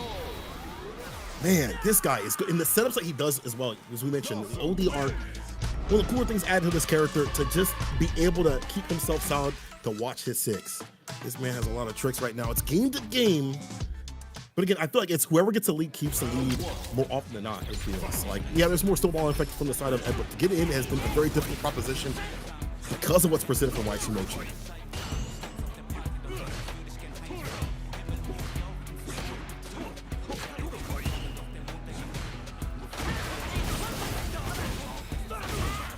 Him up, gets the uppercut, kill rush forward, gets the forward throw, gets into it again if need be. And that's why it's so dangerous to even try to throw loop because of the access to the dive kick. But Momochi, he was still pretty close being able to take his turn back. The momentum and the dash up to do with the counter hit. 7 points in a row. I like the Momochi, if he finds a way in, he'll stay his way in. He knows that it takes so much work to get just like that distance in against him. Finds a jump fierce. Cycle blitz knockdown, stand fierce with the fireball, hella meaty. Tick hit throw right there. Oh, he just ran it raw. One more solid punish counter throw. Only DP to the fireball to make him fall. Momochi says, I'm Momochi. I'm the Mochi. 2-1 over the sim. He had been practicing for this matchup. We saw it on CFN. He even said it himself. He said, I've been looking for a chance for revenge. I've been waiting for you. He's been thinking about it. He's able to get his leg back. Good stuff, Momochi.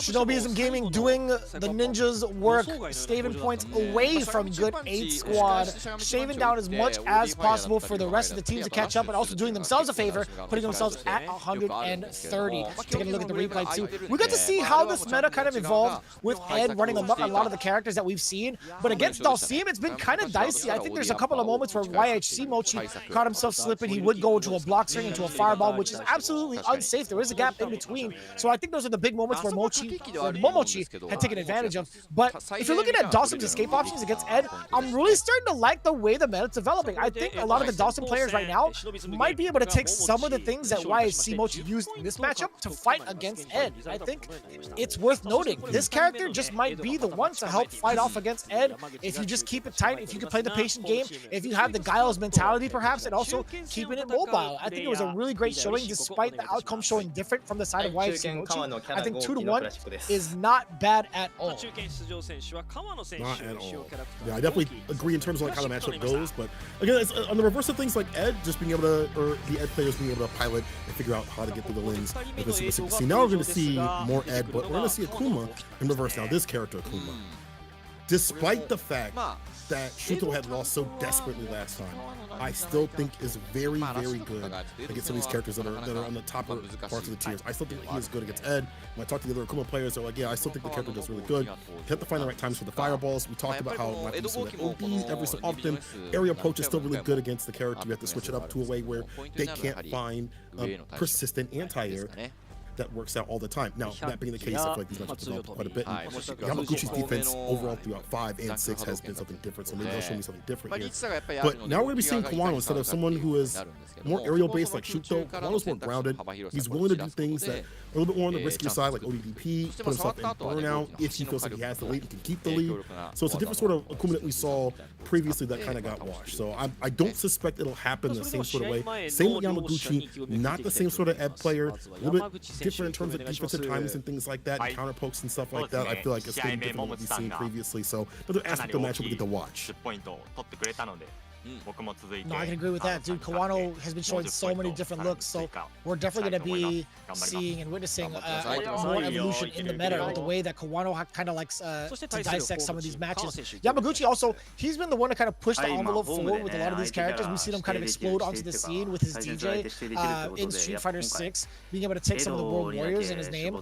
I think that's a really, really big indicator of how strong he is as a person to figure out what needs to be done in a matchup and also what needs to be done for the player specific. So we'll see again how this works out. This is their second interaction after all. Taking a look at how it transpired in day 1. Looking at good 8 squad. Gachiku got his big W against his, Kawano got his big W against Johnny last time. He's facing off against a different cat this time around. So we'll see if Yamaguchi is going to get that, get his revenge against his one of his other teammates too. So a little bit of a stumble, but we got through it, right? Ed versus Akuma, it's a matchup we're going to get used to seeing.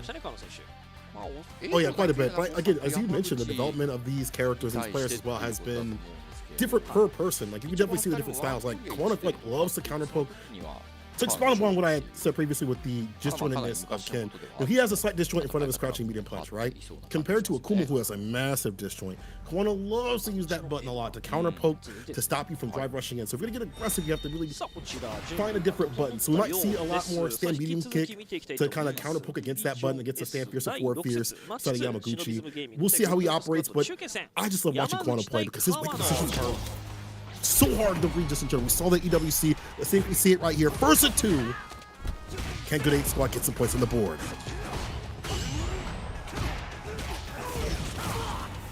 Oh, you have to embrace shot with that perfect parry. Demon Raid into the throw. Pretty common occurrence.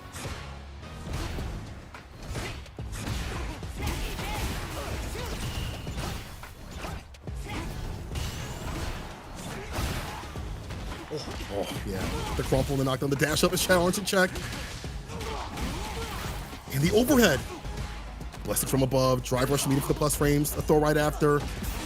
This game to win, and he whips the throw.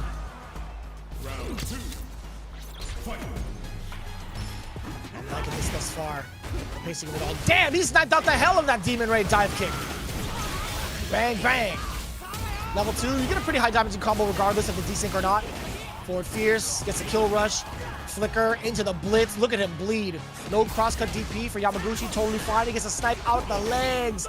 Not the legs. Lieutenant Dan, he can't walk no more. That is a perfect from Yamaguchi. Damn, what an explosive round. It only cost 2 bars. Yeah, he'll get another one back real soon. Meter build for this character is real dang good still, even this season. Perfect parry. The anti-air is right there. This hasn't been working out, but the offense has been pretty fantastic. He's able to snowball. Of course, he's to find these knockdown moments. Look for it with the sweep as a whip punish. The rare kickers that can actually deal with Akuma's sweep pretty consistently. Calls with the tap parry with the back throw. Is it burnout? Pull me close with a double flicker with the OD sauce on the second one. Hands like cool. The level 2 will definitely kill.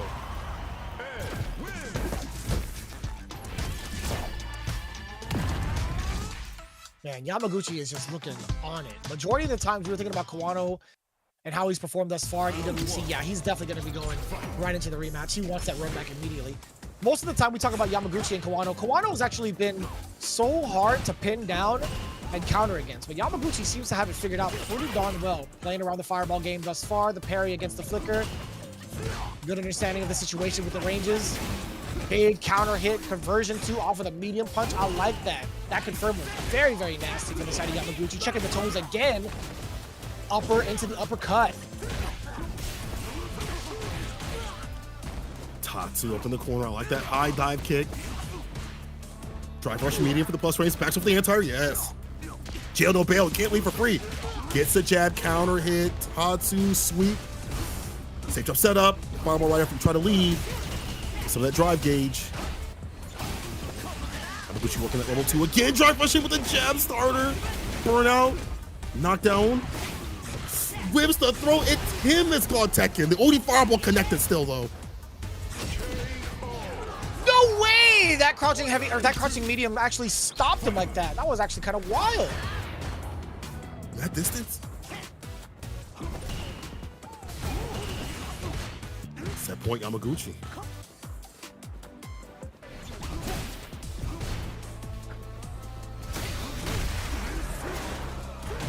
There we go. Layer once up when fighting Ed, but has to find it. Drive impact, good against a flicker on the limb sometimes. Dash up throw, another throw. Will be a medium punch or a throw again. Doesn't matter, ODDP is there to save the day for a little bit longer.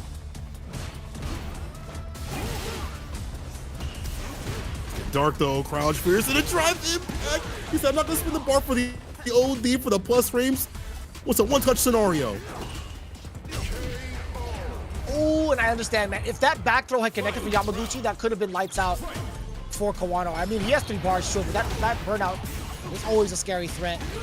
The big dive kick in, roundhouse Tatsu as well, knocking on the door. No tech throw this time, forward fierce to kind of create that space for himself. Yamaguchi on the assault. We got the upper, we got the kill rush, we got the counter poke, and the punish counter against the light into the level 3 immediately. The damage is going to be substantial. The drive gauge is going to be in danger as well. That's what I'm on E right now. Has to back up, reassess, came through like an OD fireball. So OD fireball instead from Yamaguchi to lock him down. They gotta be the warden right now. Do not let this character leave. Outboxer, not gonna be able to go with the anti-air. Snipes with the crouching kick. Tatsu sweep, what's after it? Double dash throw? It is. Build that bar back up. Don't get exposed low. Don't get hit with a punish counter. Bam, bam. That's a forward throw. Has plenty of time to create some of that drive gauge back for himself. Playing the fireball war, you totally understand it. Yamaguchi, however, he is starved for meter right now. Is that the time for Kawano to start pressing on the gas? Actually, almost even in drive gauge.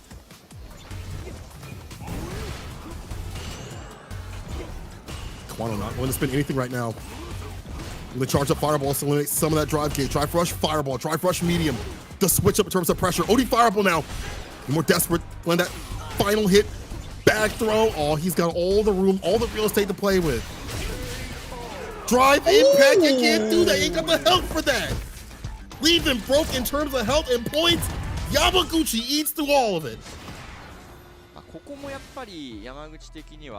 Pretty impressive, man. Yamaguchi is so damn good at studying his opponents well and understanding the situations behind it, whether he's starved for meter, whether he's starved for gauge, whether he's at the life deficit. His understanding his game sense is just so top tier, man. This kid is amazing, bro. This, on top of having Sensei Momochi with some of the end practice that he can get, some of the matchup knowledge, this guy is phenomenal. Holy. Sequence up in the corner. Look at the pickups that he's able to get to as well. Situational awareness is fantastic, but again, that defensive measure that we see against Drive Impact, we've seen against something like the jumpers and things like that. This is so damn dope. Hold parries so you're not in strike throw. Go for the fireballs. But again, he eats through the armor, the desperation caught and dumped out. We've seen Yamaguchi evolve defense just innately in certain circumstances. And we've seen out here 20 points. Shinobism Gaming, who do you send up to claim something, anything back at this point from Good 8 Squad? You gotta send the hero. When the town's in distress, when the city is in danger, when the points are on the line, you gotta send the hero, right? I think so. The clutch master himself, the Capcom Cup champion. Who else but Gachikun should definitely go up? I definitely agree. I think you could send up Pugera, but I think in terms of the clutch factor, in terms of someone's going to be solid, and when the way the team is weighing on you, it's got to be Gachikun. I think there's no other choice. I think he is the lab rat to expect him to be in any scenario, whether it be a bad matchup, a good matchup, a bad player matchup, whatever. I rely upon him and this team in terms of this anchor position to at least get to an even scenario where we can at least try to go that first to one. But it's going to be difficult. Fujimura understands what is strong about a character and utilizes it to full effect. He fully focuses on the highest points of the character and operates his game plans around. We saw it with the sweep, the crouch heavy kick. We saw him do that against Itabashi, and now everyone is doing the sweep. It's like the new dance craze. It's got everybody sweeping. In CFN, Street Fighter League, he knows what to do with the character. It's gonna be Gachikun, okay. Ooh, okay. Not out of the realm of possibilities. I do understand if Pugera wanted to go up, I do enjoy a little bit of Bison to face off against an Akuma. We saw that destruction in the previous matchup between the first teams, IBUSHIGIN and Saishunkan, Soul Kumamoto between Nemo and Kaku. Going up this time though, Gachikun is going to be the pick. I do like Bushido just as much as I do with the Bison. So, Fujimura, taking a look at the historic data going into it. Let's see. How often has this happened? So, funny enough, Fujimura fell short to Gachikun 2-1 in their first encounter in week number 1 for Division S. That was actually pretty darn close in regards to how the matchup played out. So, it's cool to see 2 of the rematches happen. We've already had one result where it was in favor of Shinobism Gaming. It was different, right? The last encounter, Good 8 Squad got the big 40 belt. Gachikun, if he fails here, that'd be a pretty great story to tell. Either way, Shinobism Gaming still being able to rise up to the occasion and take over the Good 8 Squad. Who knows? What a story. Oh, that would be very godlike. I think if you were on Shinobism Gaming, considering how they started and where they're at now, it'd be great. I think this is, I think Fujimura is the best to put that position overall. I think, you know, in terms of this entirety of this team. And that being said, though, man, Gachikun, you beat Gachikun the second time way hard. He's such a big lab, right? He immediately goes, watch him on the stream, immediately goes right to his replays. He does analysis on every iota, every little bit that he did wrong and right, and develops a new strategy right after. It is very hard to get the run back against Gachikun. We've seen that happen. We've seen it also in terms of matchups as well. He's faltered the Bisons in tournaments, and then he's like, okay, I have a different way to play. We saw it recently when he played against a Bison, was able to have a different strategy in that matchup that made me kind of really think how that's supposed to go. So someone like Gachikun, I don't know, man. I feel like even though he had won previously, again, he will check out his wins and his losses so intricately that it's hard to even get success upon it, even to get that W. Like, he is such a big lab rat that even someone like Fujimura, This is going to be a tough one to call. Even on paper, I think this match was pretty even. You know, you can't throw out fireballs like you'd like to as Rashid, because the charge up fireball from Akuma, and of course the Goldie fireball. But in terms of button, drive rush button, Rashid's got it, man. And the corner pressure too as well. Definitely got that in the bag. We'll see though. First of 3, this anchor match. To help with that little bit of data, shine a little bit of light on information, Gachikuna actually hasn't played off against any of the Akumas thus far in our 6 weeks of being here at Street Fighter League Japan. So we'll see. Anybody else other than Fujimura hasn't been on his data.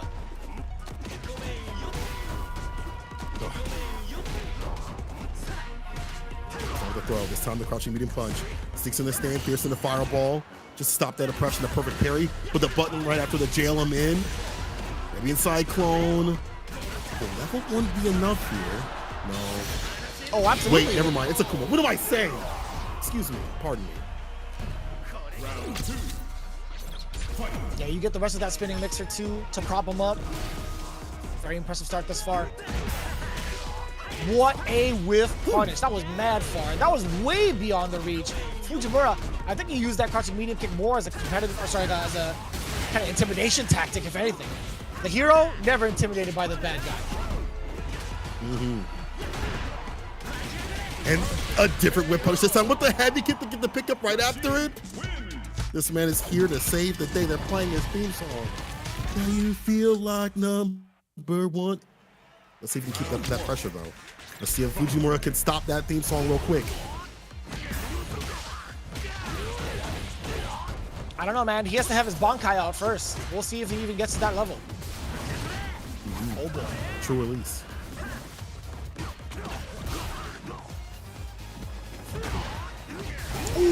With punish this time, it gets a crouching kick. Making it hurt. Forward fierce again. Forward fierce again.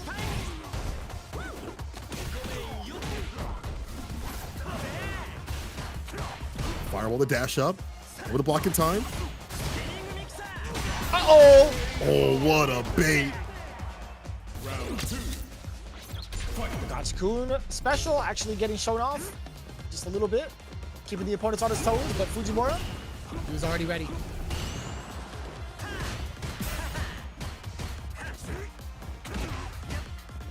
Dash up check, but not the proper punish right after. Hit the counter, but no crushing light punch right after.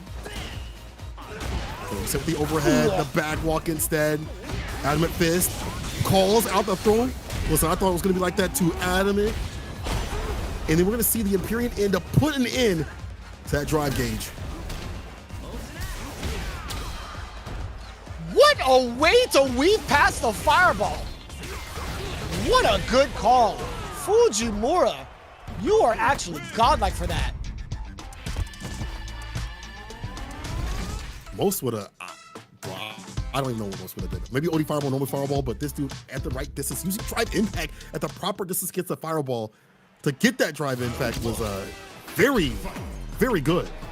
This man knows the intricacies of the character very well. Game to game. Pretty dominant one at that. What? That was kind of sick. I understand that, like using the enhanced whirlwind to kind of get past the fireballs and to kind of jump over. Fact is, Fujimura, he sent out that fireball pretty quickly. Oh yeah, parry. Oh god. That was the medium one, so yeah, you can't get that full punish. You had to throw it.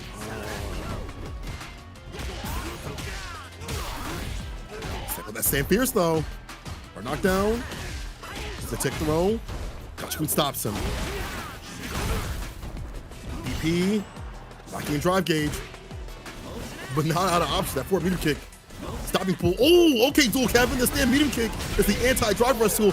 Eagle spike. That's good night for the round. I like that follow-up to take him down.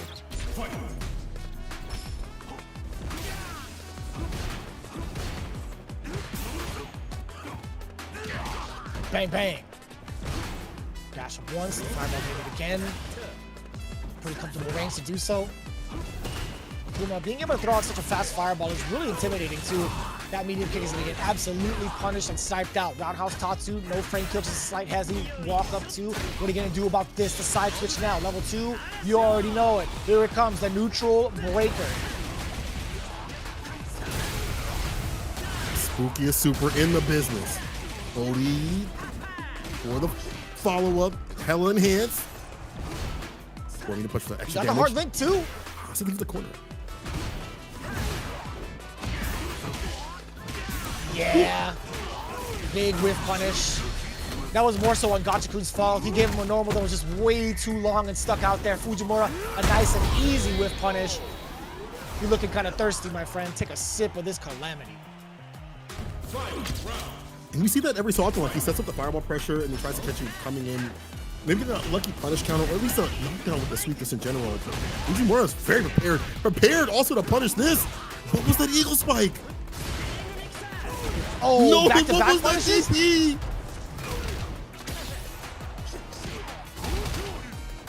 Uh-oh. A little overzealous. Now give him the room to hit that level 2.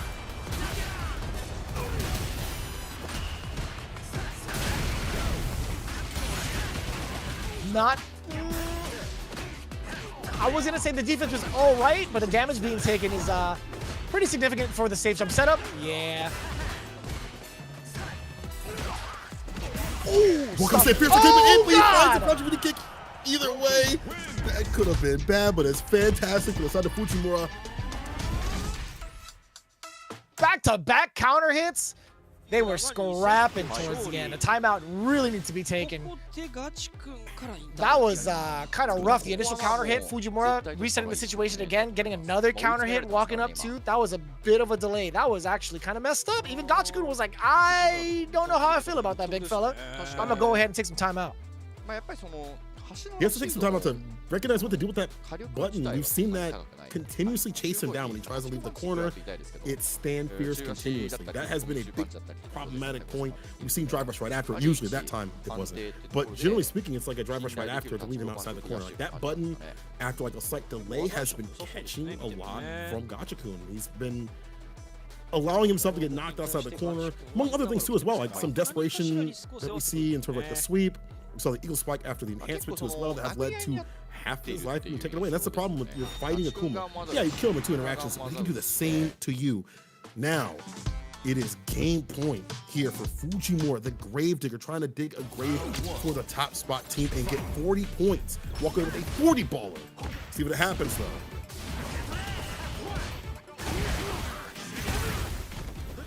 Let's get the punish counter.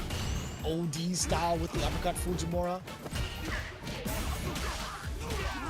Pretty aggressive thus far. Uppercut. He's going for the damage instead of the Oki. He does have Gachikun in the corner already. Had to bust out with the OD spinning mixer. Totally understandable. Oh, okay, now using just the walk speed, just the inch on in instead of drive rush in with the buttons. It's already hard to because of the fireballs, but does get the stamina kick, target combo knockdown. Dash up throw right there. And there you go. In the counter it on the dash up. It should be enough to kill. Yes, sir. No part of the bomb necessary either. Pick up. I lied. No, I didn't. Okay, 4 medium button. Okay, so we're good. We're good. Skill in there kind of got a little shaky.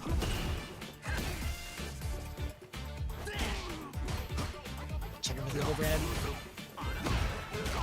A big throw bait too. I say it's big because of look at the carry on that. The damage to the guillotine at the last second, getting the counter hit, exposing the walk back. Gachikun is gonna set up for level 2 now.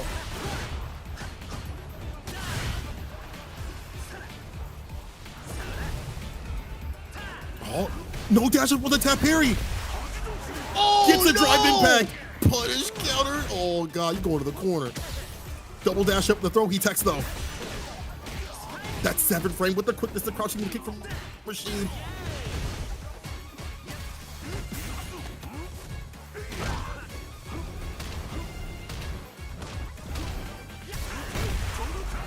Ooh. Do it again. Make it hurt. Unnecessary roughness. Fujimura, come on, man. Double drive impact. Second time he was punished with that too as well. Yeah, man. It's only game. Uh-oh. I'm recognizing game right now. Look at the damage to be dumped out. Sip this calamity. Let me get my bar back. Might be a wrap after this, depending on what hits. The crouching mini kick, drive rush right after, a stand fierce follow up, a lot of things. Not gonna do those jabs. Interrupts the overhead, you're dead. Adamant Fist, the DP And that is 3 games in total for Fujimura, 40 points in total for Shinobism Gaming, getting their revenge. Fujimura closing it out for his team with Akuma. God damn! What is happening for the playoffs right now? What is going to be happening going forward? This second half has been explosive. Very similar in regards to the results that we just seen from Saishunkan Seoul Kumamoto. Pretty much repeating in Shinobism Gaming. The fact of the matter is, though, Shinobism Gaming being on the away side, getting the 40-baller, unprecedented, uncalled for. That was actually so unpredictable is actually the word I wanted to use. 5 drive impacts nailed against Gajiku. That is tremendous. That is tremendous. The big 5. I'm not talking about the sporting goods. I'm talking about that number. That is so impressive. My man Fujimura putting himself on the board 3 games straight, by the way. Yamaguchi got his 2 games straight. Momochi, you know, I get it, 2-1. Very similar results from the previous, based off of like what we saw in the previous match. That's actually kind of crazy. 2 40 balls in a row. I gotta say, man, these guys can play. These guys are, there's something in the water. Division S. Something a little bit different, especially with Fujimura. You get a whip punch with drive impact. Who does that, bro? Who does that? Fujimura, again, understands the tendencies and every tactic of the character, dissects them. It's like, this is strong, I'll use it here. This is strong, I'll use it here. That's damn fierce we saw when we try to leave the corner. Being able to get the drive impact at the perfect distance against certain moments, and being able to ride the momentum too as well whenever possible after good even flip setups and stuff like that. Compared to other players you see Shuto use dive kick and guillotine and kind of get knockdowns and stuff, Fujimura is looking for setups. He's looking to get the knockdown so he can run his mix right after, set up for like shimmies and stuff like that. Just wants to keep rolling on in with the damage and seeing it happen continuously. Fujimura taking it for his team 40, bro. Shinobism Gaming. Had you asked me if this was going to happen at the beginning of the season, especially when they were on the downturn, I would have said no way. But this league is something different, bro. I love it, bro. This season is insane for Street Fighter League Japan. It really is, man. I did not expect it to be in this fashion. We talked about the slow start that Shinobism Gaming had.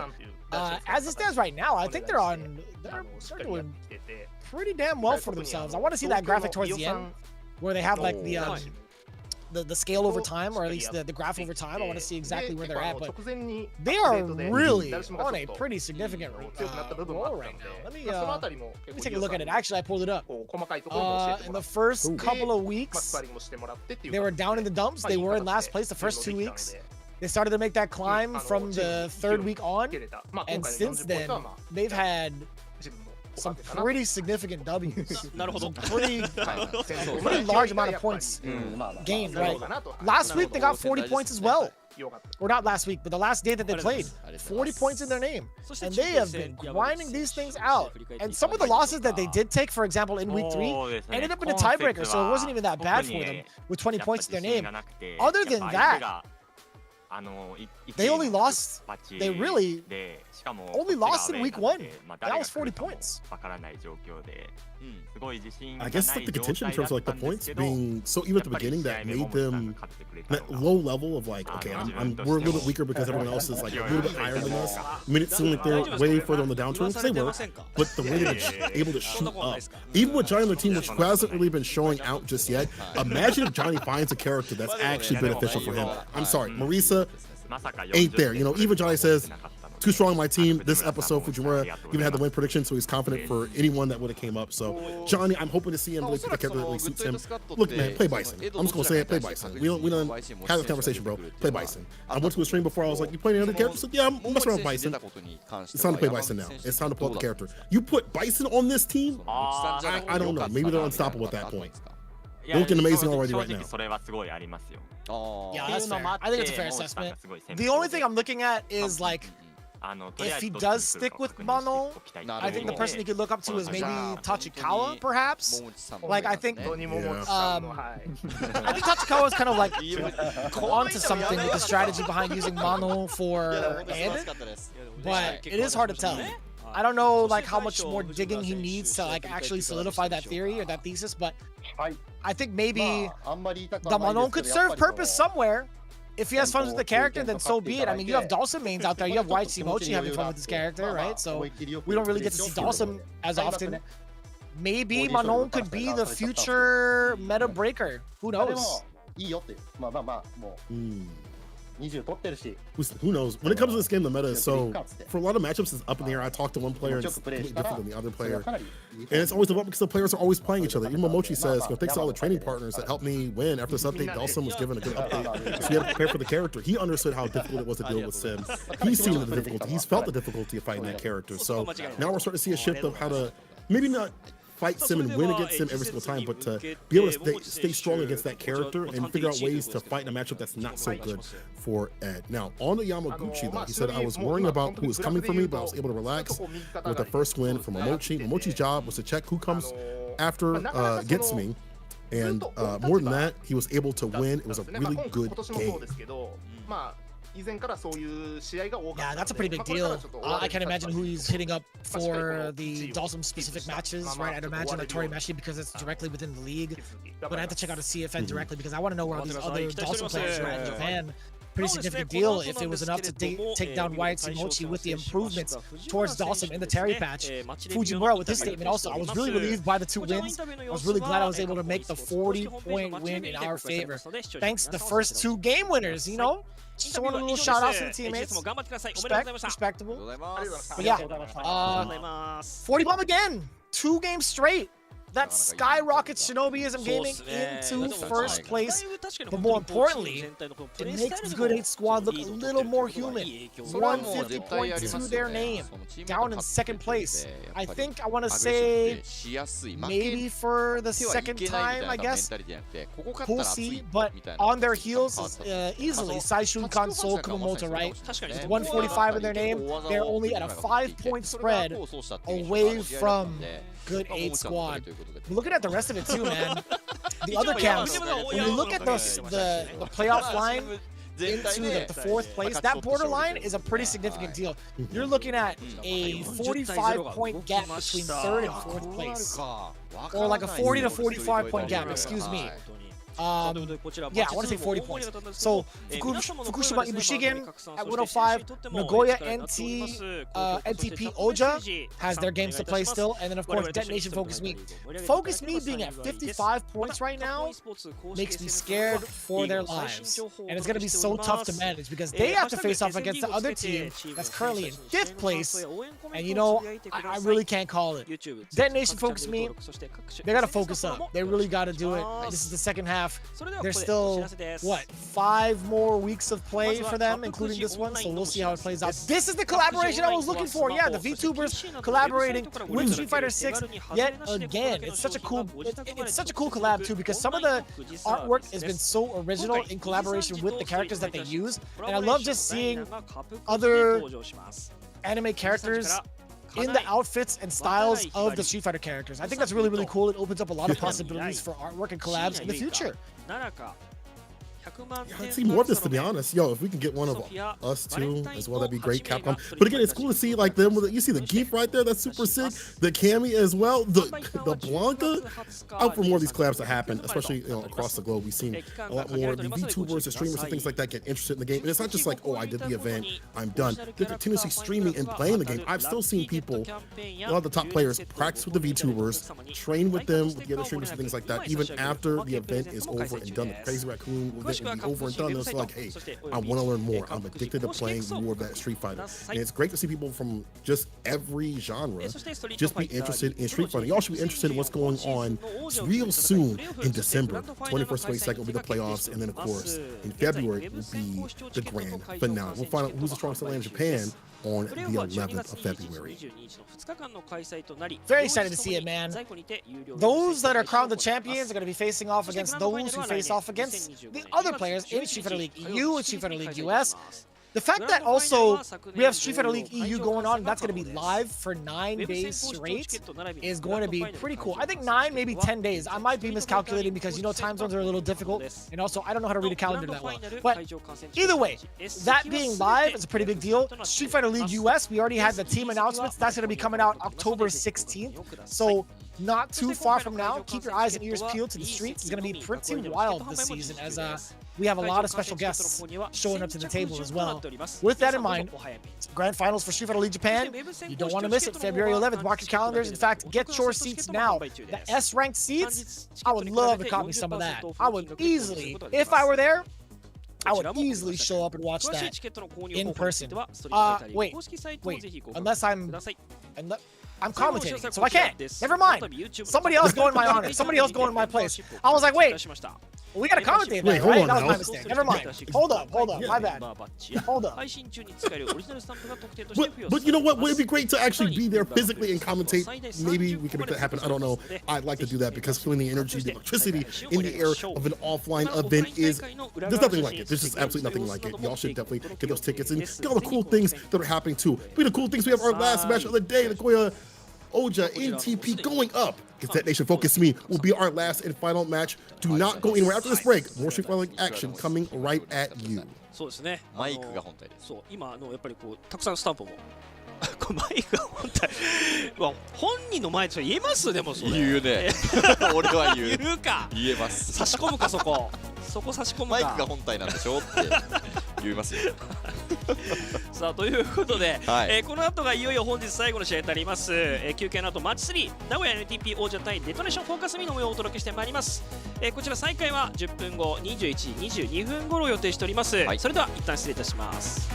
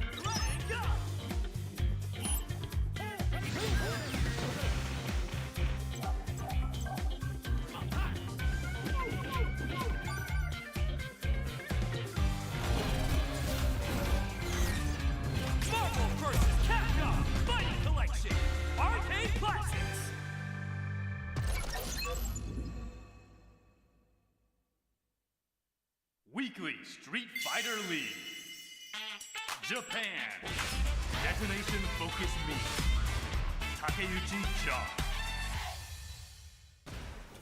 ジャストパリーから普通に前をつけていくが受けて立つか殴り合う竹内ジョンゲージは3つある竹内ジョン2ゲージある ESR チャンスあるが相手はベガおお風持ってる大西さん高いですよこれはからの画面端を作った手段これはよく見えていたやっぱ当たって使ってここラッシュ投げからの投げ圏内上から来たただ体力差があるのでジョン的にも投げ一発なのかというところかこれは後ろに投げているう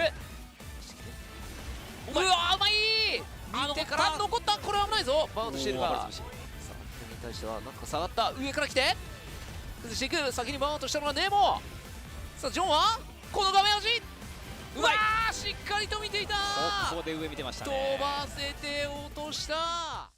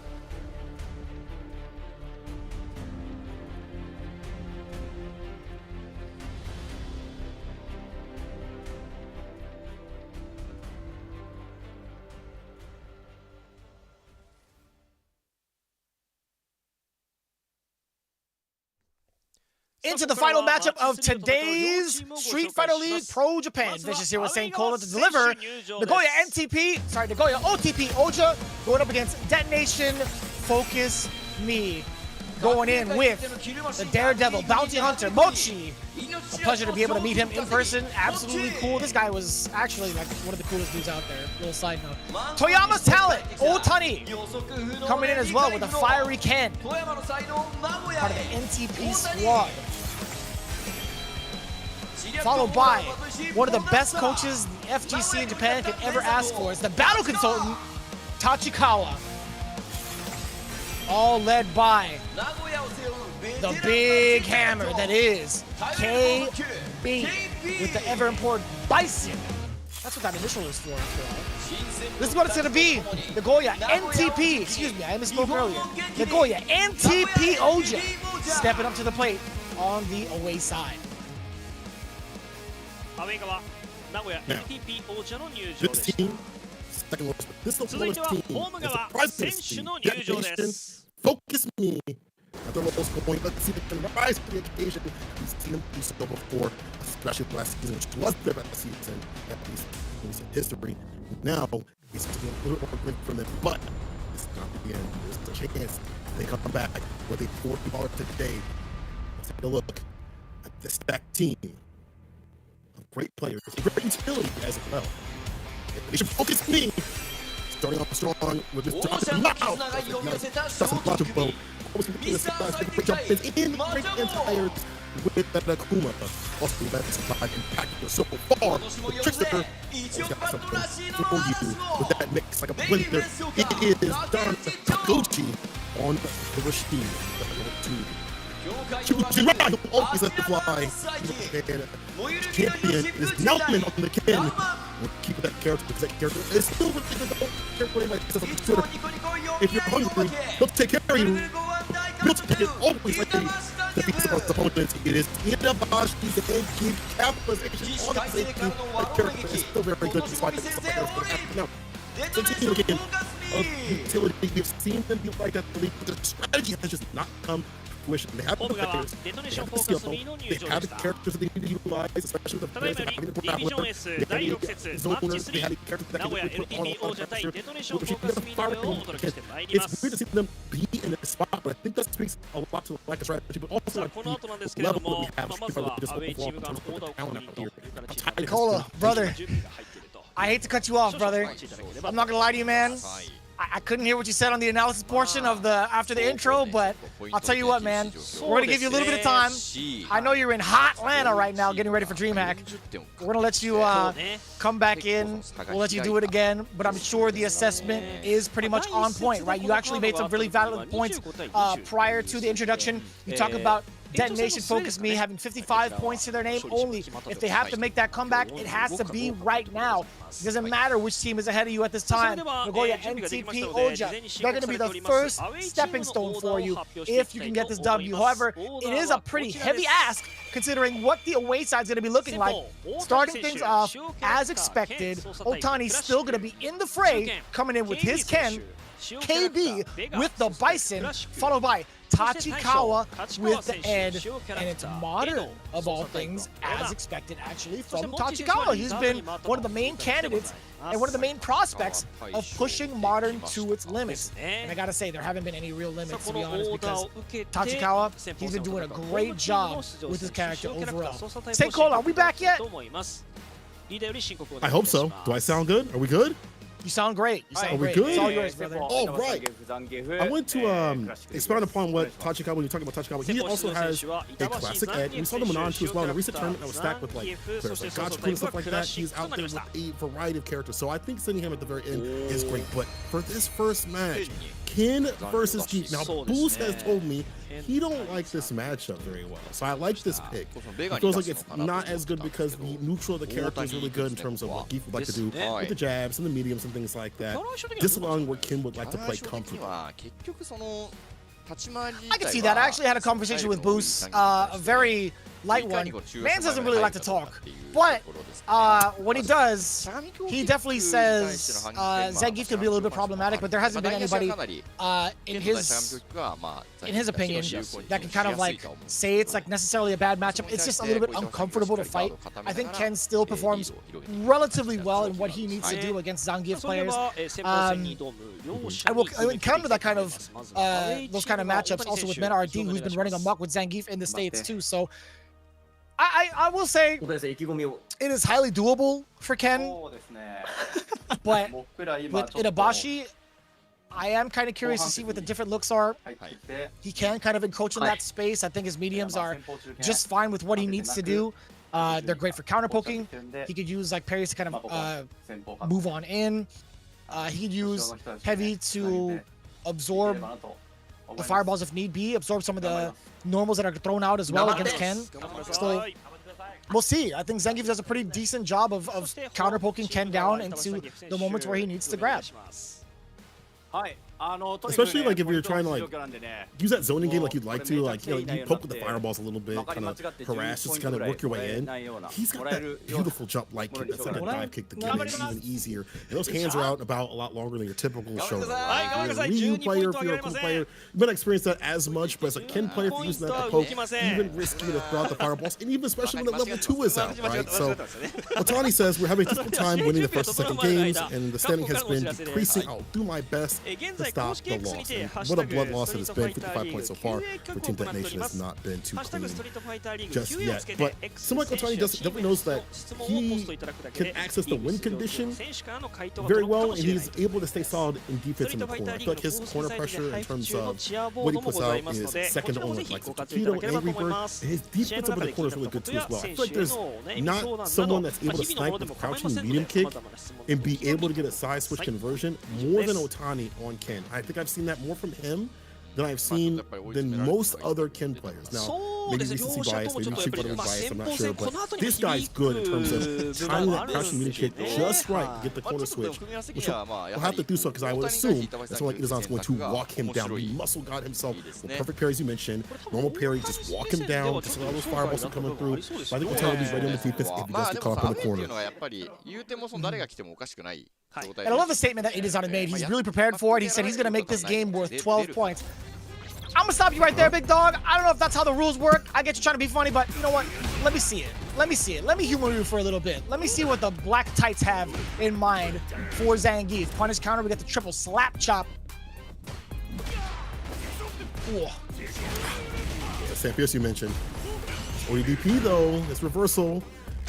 Oh, the beautiful range to get the hard knockdown against the stand medium punch.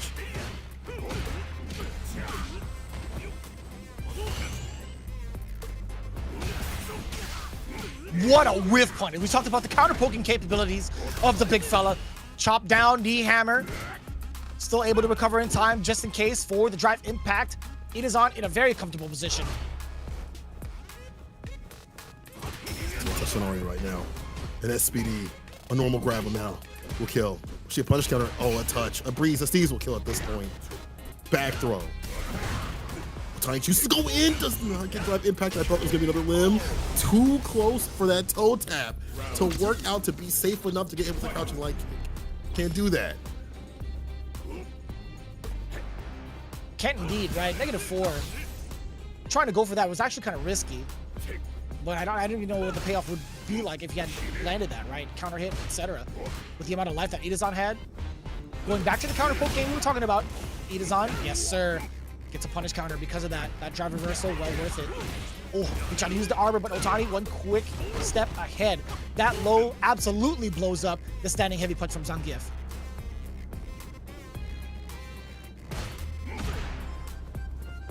Side punish for the stand medium kick. Yeah, sweeps hard for Geef to deal with unless he gets a whip punish like a stand light kick drive rush right after it.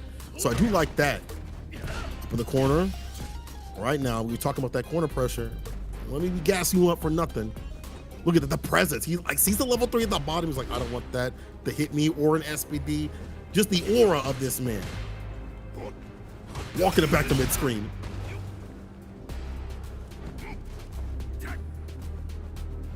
And I like that option of using the drive reversal against a low medium kick.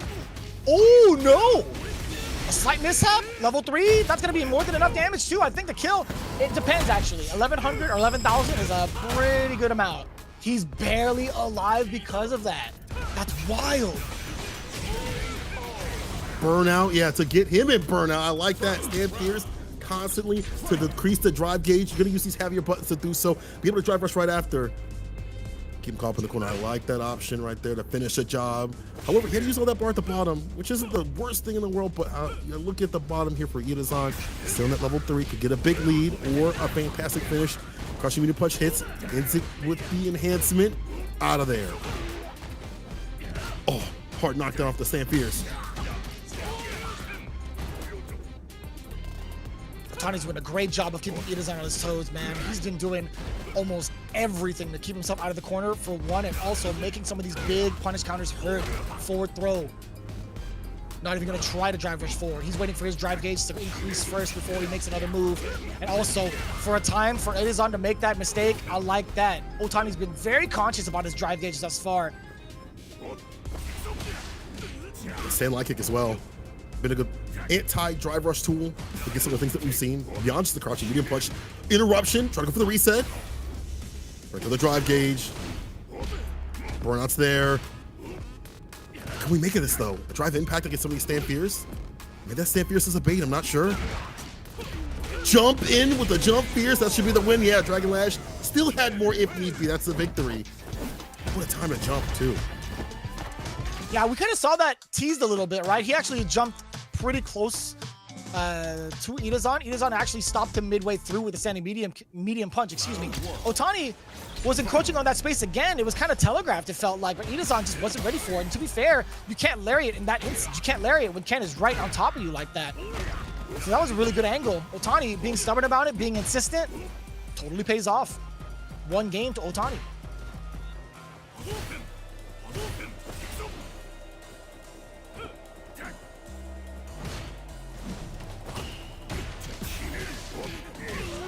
Shab, hell stab right after.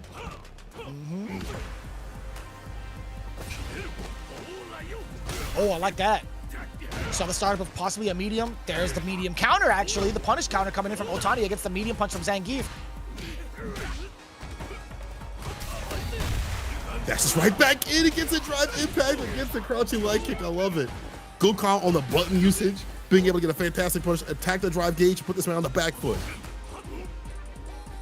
Yeah, free those fireballs until level 2 comes through, but that is an assumption until maybe Itazan even uses that as an anti-fireball tool. Let's see if that even comes through.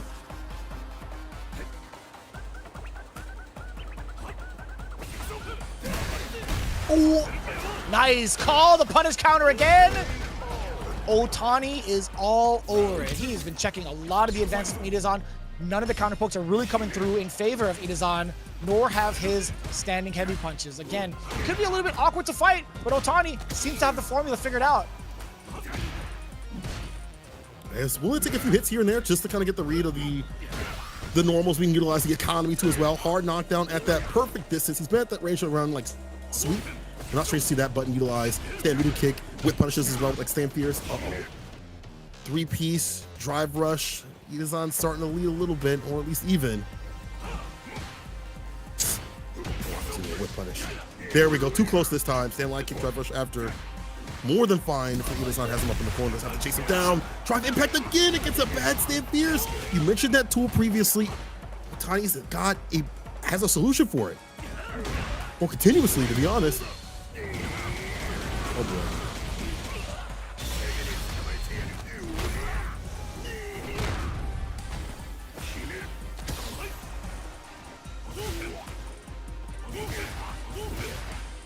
Oh, this is doable. This is doable here for Otani. One touch with drive gauge behind the super. Oh, it's not enough. Yo, you could have done OD Fireball into super. Any of your super. Or actually maybe like level 2 or maybe level 3. For sure level 3. I thought that's what he was going for. I thought that was the intent, is use the OD Fireball into level 3 no matter what. Just drum that sucker up.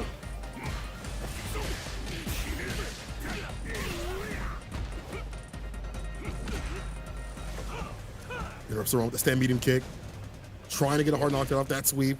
would love to get the side switch. Oh.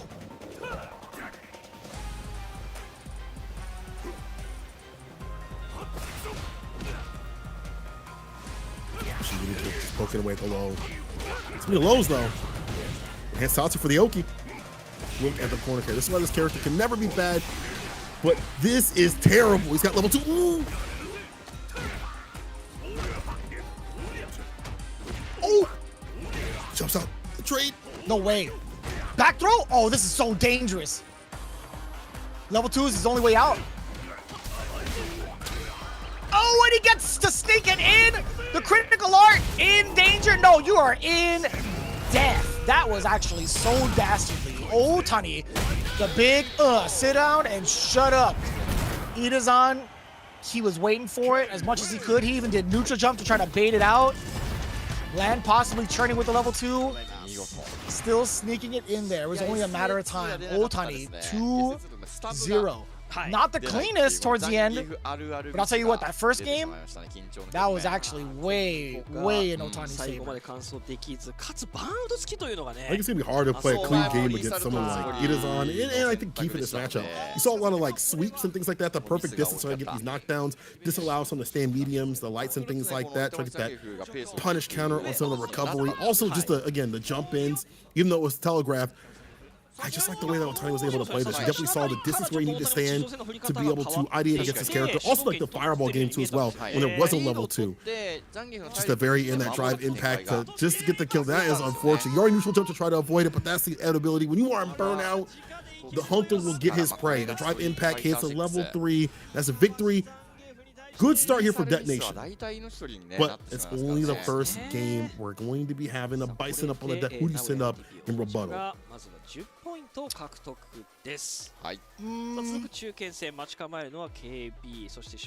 That's difficult. Bison coming up next. Looking at the roster for Detonation FocusMe, I would want an Akuma, to be honest with you. I think maybe Macho will. Yeah. Makes sense. It makes a lot of sense. Yeah, Macho's Goki. Sorry, Macho's Akuma coming up. What were you gonna say? Sorry. I was gonna say, like, you know, Macho is someone that understands the aerial space very well in terms of like anti-airing, also being able to jump into proper moments and really cash out big. How he has been in other games, how he's been in Street Fighter as well. I think we'll do really well to play an Akuma, especially in this matchup. We talked about how it's hard to continuously check the aerial space. Like, Bison does have crouch fears. He doesn't have how attack and jump back jab. But if you are really unpredictable about it, that's not a lot of success. I've seen, you know, Angry Bird and Big Bird talk about this matchup. They're like, yeah, if you play on the ground, you're going to die for Akuma. If you play up in the air a lot more, you'll find a lot more success. We've seen that in the league more often than not than we have the other way around. Right, we've seen this matchup a couple of times over in the history of Street Fighter League, at least this season. But we also saw it a little bit earlier with Kaku versus Nemo. We've seen the kind of differences in how much the meta has been shaken up in regards to like how Akumas can fight that battle, how some of the players have been fighting this battle in general, being able to parry against some of the heavy punches if thrown out without regard.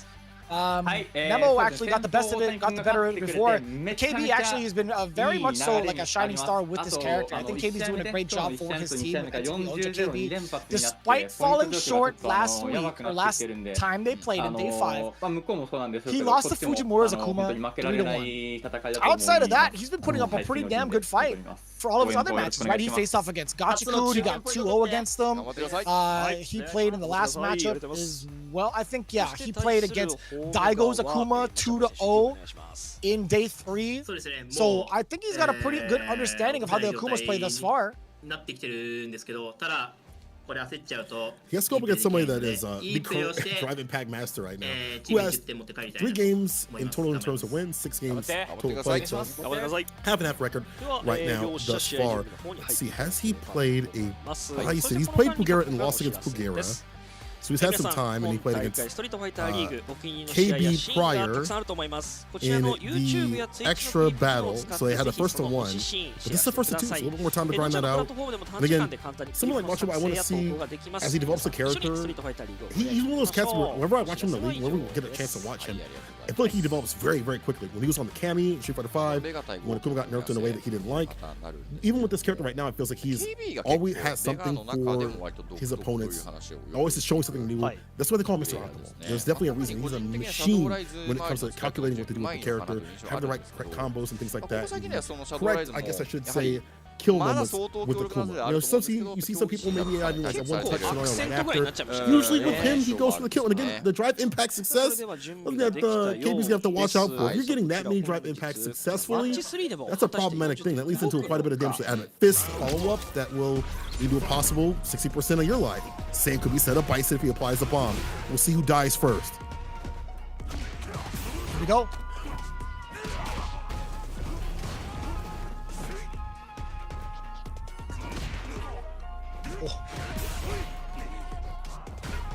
Backdash is out of the way. Machabo goes off to a great start up until this point. KB, do you drive rush forward? No, you just get a regular dash, standing medium punch and test.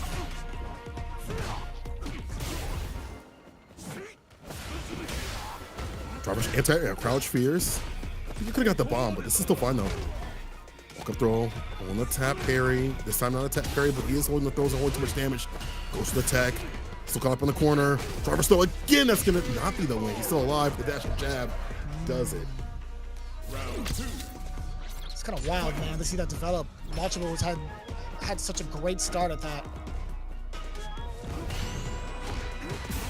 KB is such a firm understanding of the meta thus far. He's proven to be quite a force with that Bison. Forward throw now. What do you do as Machabo to enforce his point? To enforce KB to break down on defense. Back-to-back throws, knocking on the door. OD fireball to keep your plus frames from that distance at least. Oh! Ah, not in time for the bomb. Maybe just trying to go for it preemptively. Yeah. Try to do the problem next.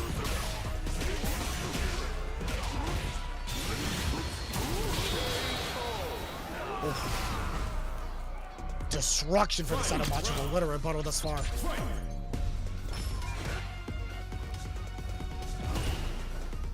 These fireballs nice and close.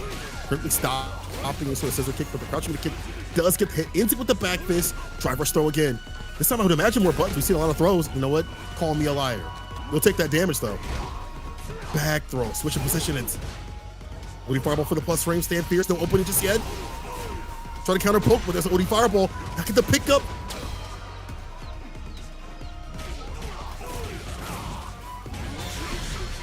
Uppercut level 3. I like this too. Preventing the meter game, preventing the drive gauge game. The damage gonna be there. Just one more touch. I don't know if the throw is gonna be enough. I think it might just be. Oh, I lied to you. I forgot it was a wall splat. My mistake. Slide scaling on that. Still one touch scenario. Driver's throw. KB playing with no fear in his heart. He's got the bar at the bottom. Ever so often charging against the fireball. Could do that OD cycle crusher into a super to seal the deal. Joshua knows it. But the OD fireball too fast to make any sort of reaction happen. It was too close anyway. I'm loving the rebuttal. I'm loving the recovery. Coming in from Machabo. A little shaky at the start. We're going right back into it. I love the Shinokuma colors, by the way. Coming in from Machabo. Crouching medium punch, just a compact button. We talked about the utility of that for a plethora of the different Shotos, Ryu and Ken. Overthrow. Let me see it. What a time to counter hit. Oh, that bounce too? Just dashing up instead? A clean hit going into the OD scissors. The bomb is applied. What do you do about that? What a find! Oh my god, what a find with the low medium kick. I like that he did it early too as well. Like, don't wait like 3 seconds for it to go off. Do it within like the first 1 or 2. Driver's throw. Before medium? No. Text the throw right after. KB. Gonna work his way outside the corner. But yeah, you're through these fireballs until you see him walking backward a little bit. Look at the hit. Go crusher for the corner carry. Neutral jump denied. ODDP applied. You're gonna try to jump on this man, try to neutral jump around the likes of Machabo. Do you not know this man's story? He wrote a whole document on jumping in and anti-airing. Set point.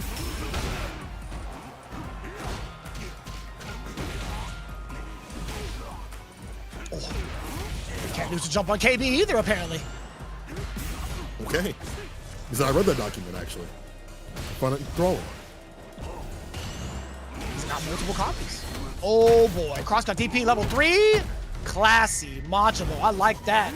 Now, this is the situation I was talking about. Low on drive gauge, low on health. And you knew it too, the desperation was coming in. KB tried to press a button on Wake Up. Machibo is keeping him honest. A little micro step forward into the low medium kick. Nice and easy. 2 games. A little shaky, I should say, so not too easy. But we don't like it if it's too easy. But that's it right here. Nice and brawling. We got 1 game apiece, or like one win apiece. Otani got his, Machibo got his. It's gonna be a 30-point ball game either way you slice it. It is true. So not so good for Detonation. They won't be able to leave with a full-fledged victory over their opponents. But back to this matchup, though, I like the way how Machibo played this. Also, the post scenario after that super, you go for the crouch community kick. Usually, it's like a stand fierce or forward fierce right after you have to get the super. Goes to the crouch community kick instead. Might have been like a light or a stand light kick from the side of the Bison player, but now, as you said, it comes out of this 10-10. Who do we send against Hachikawa, who is just running rampant? I feel like maybe hasn't had the same sort of results that he had last season, but they're still not too bad. Still dominant at EWC as we saw previously. And I feel like after that tournament that he had, that was like with Gachaku and some of the other players from Asia, getting top spot in there, has a rotation of characters. You have to send up somebody that has a character that is able to maneuver around all of that and can stay solid as a player too as well. I think you send up. I think you send up Gachaku. I'm sorry, Tachikawa. Sakaguchi, I'm sorry. I'm messing with someone with. But it's not Sakaguchi. John Takaguchi. I was so confused. This is why I was like, there's Gachaku. Sorry, there's too many. There's Tachikawa. I was like, huh? We're cheating now? Is that what we resorted to? I like this pick. Somebody else? I don't mind this pick either, to be honest with you. I think Rashid, would do just fine against Ed. There's tricky ways around it. Like I like Rashid setting up from like 3/4 of the screen to set up their whirlwind shot to kind of keep it ambiguous. You can even keep the fireball game pretty active to keep the Ed second guessing. You can enhance the whirlwind to get on into like one of the biggest missions that you have as a player is to close the gap against Ed and force him on the back foot early. I think Rashid is more than capable of doing so. I agree with that. I think that, especially like in a game where you're trying to control that mid range against Ed, it's difficult with buttons. I'm sure drive rush button is going to hit every something, but maybe not as much as you'd like to comfortably, especially compared to other matchups, right? You have those fireballs to poke with the setup before that happens. You have the initiator. And there's some ranges where I don't think he can jump in. He can probably jump in at some ranges like with jump heavy kick to hit you, but there are some ranges where you can, again, set up, make it ambiguous with enhancement, like next right after, kind of bait him out, and then do the fireball general to set up for drive rush for a medium punch, drive rush for a heavy kick, the buttons you like to. So I don't think this matchup is too terrible. In fact, Big Bird thinks it's about evenly this season. I know Gachakun is like way everyone's slight advantage, but that might be like recency bias. But I do agree, there's a lot of things that Rashid can do that also makes it hard for Ed to anti-air consistently. That DP on the slower side, where they can jump in and arc that medium kick. It's going to be difficult to check consistently. Jump back jab, jump heavy kick, but that's very predictive, and it's hard against Rashid every single time. And that level 2, I mean, that level 2 is going to be better than his level 2 right off the rip in terms of dominating the neutral overall. The damage obviously level 2 of Ed, fantastic, but to always land like that in terms of compared to like a level 2 that just controls the neutral when it's out, the ESR. So I do like this pick, and if there's a switch to Manon, I think Rashid does well. I think you have a character that just has that versatility. Yeah, I'm pretty sure it's going to be sticking out with like Ed versus Rashid. And I can understand where the birds are coming from in regards to like the matchup being kind of even. It really is tough to call out. I just like Rashid's mobility. I like his way of getting in. Tachikawa's defense has been pretty top-notch though, and also like his sequencing, the damage output on both. I feel like the damage output is more so in Ed's favor than it is with Rashid, so there's a trade-off there as well. So it's understandable to say what the birds have said, or with their ideas in the matchup. We're going into it. Let's find out what these two have in store, and let's see who's going to take it over the supposed even matchup. Drive rush jab, I like that. Nice and close to get the follow-up to as well. Drive rush and medium. Follow up. Oh, the fake out. See, that's why I want to see more of these fake out opportunities. Bait out the flickers and things like that. Put some doubt in man's mind. Yeah, and the repeated Oki too, very similar to Rashid. Ed has plenty of those options too, especially if the blitz, heavy punch to check. Tachikawa a little bit low on the drive gauge. This is going to be John Takeuchi's chance to strike. Sets up the whirlwind first. Goes for the spinning mixer. Actually didn't get the enhanced version, which is kind of a bummer. You do get your offense off of that majority of the time, but still recovers just fine. Are we going to go for it? No mix. Tachikawa was probably waiting for it either way. Ooh, a punish counter. What a whip punish. Level 2, not gonna be enough damage. Are you gonna use any of the meter? Not quite. You went for a tick grab? You had the button. Should have committed. Gotta put a ring on it. Tried to back away, but there was a call with a walk-up throw. Tachikawa. What a read and what a reaction. He was like, you're gonna walk back, man. I'm gonna come for that.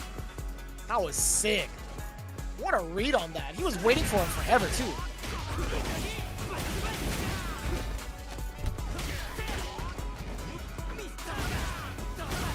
Jump back with the anti-air, double DP, high enough to fly.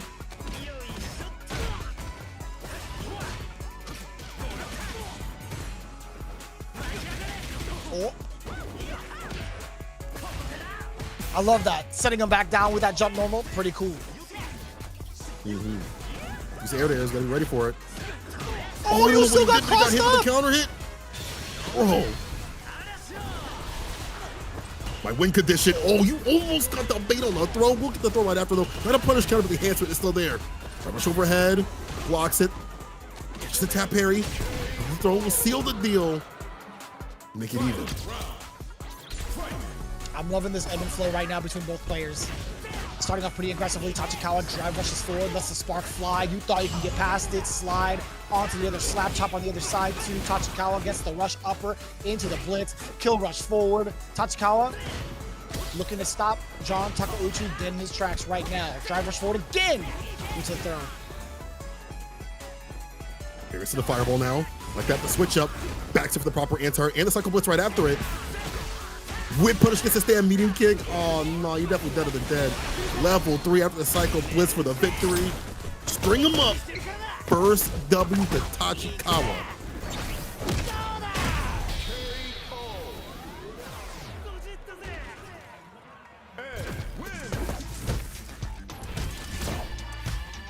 First of many thus far. We'll see this matchup a lot going forward in the realm of the CPT and also in Street Fighter League. But right now, man, Tachikawa doing big work with Modern, by the way. Was it UFA that he mentioned that he was like, my anti-airs are not so good, that's why I'm playing Modern, or why part of the reason why he is playing Modern, I believe? Am I bugging? Probably. I didn't get to catch any of the interviews, mostly. It was mostly just kind of like watching the gameplay and assessment for me. But I think that's a valid statement to say. Like, if you're not like on point with anti-airs or motions, I think using Modern is completely valid. There's things that you lose with this Modern. I think it's crouching leg kick that he loses. So like if this was a Bison matchup, this would be way worse. But it's not, so he's doing fine. But also Tachikawa as a player is very strong. You see him being able to understand when able to take the like defensive like away from those things like that. The reason for Tachikawa to follow him is not something that it's a Modern or classic. It's just knowing how to play the game at high level. We know this guy is a power consultant. He has coached players. He understands the game at a very deep level, and he has proven that it's not the Modern. That's not the reason why he's finding success. It's part of it because that's part of his playstyle. But it's about him being a good player too as well. He's able to find proper anti-airs in the spacing too as well. You see him back up looking for the right DPs. No, they're on the slower side. Even with the Modern capabilities, he's understanding how to space up and back up a little bit to find the perfect range to not get jumped in on, which is difficult because Rashid has so many different arcs off of him. So definitely well deserved in terms of that W. We'll see what Tachikawa does in terms of routing it back.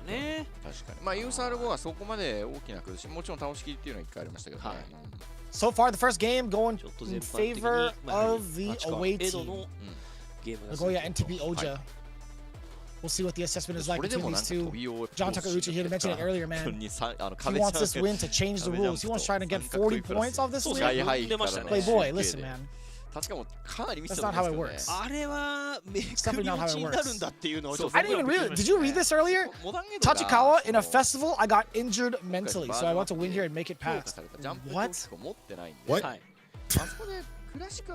does that mean? I hope it's not anything too crazy. Yeah, I hope that's like, did you not win one of like the festival games and you were really upset and went home with nothing in your pocket? Couldn't get the bear for your girl? I don't know. If we can bring it back. These guys are jokesters, so it's hard to tell if they're being serious or not. But serious matches right now. First game, Tachikawa.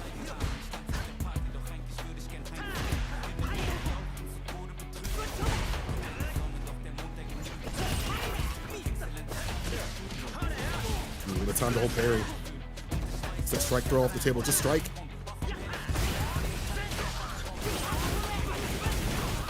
Oh. Rush forward with a backdash too.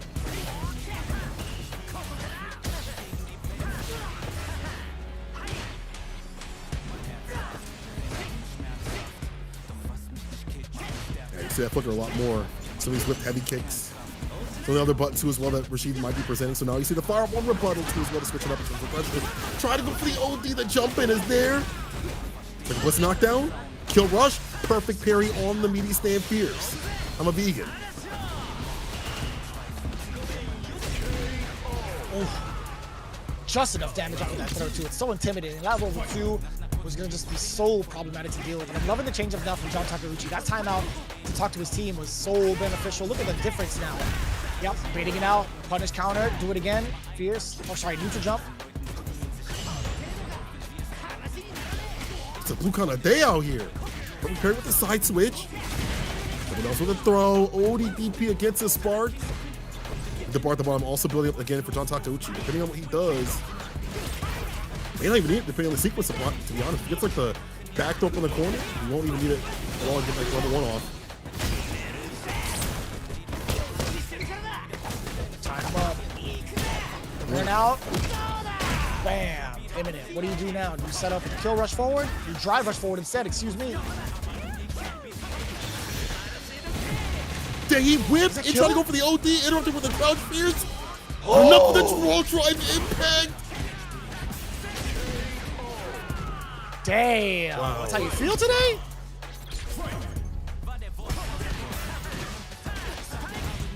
Right back at him though. Saw the green, became the stop sign. Crouching immediate punch. Backdash. Yo, they are so active on defense. A knockdown, the punish counter, and gets a back throw. Kid to kill him.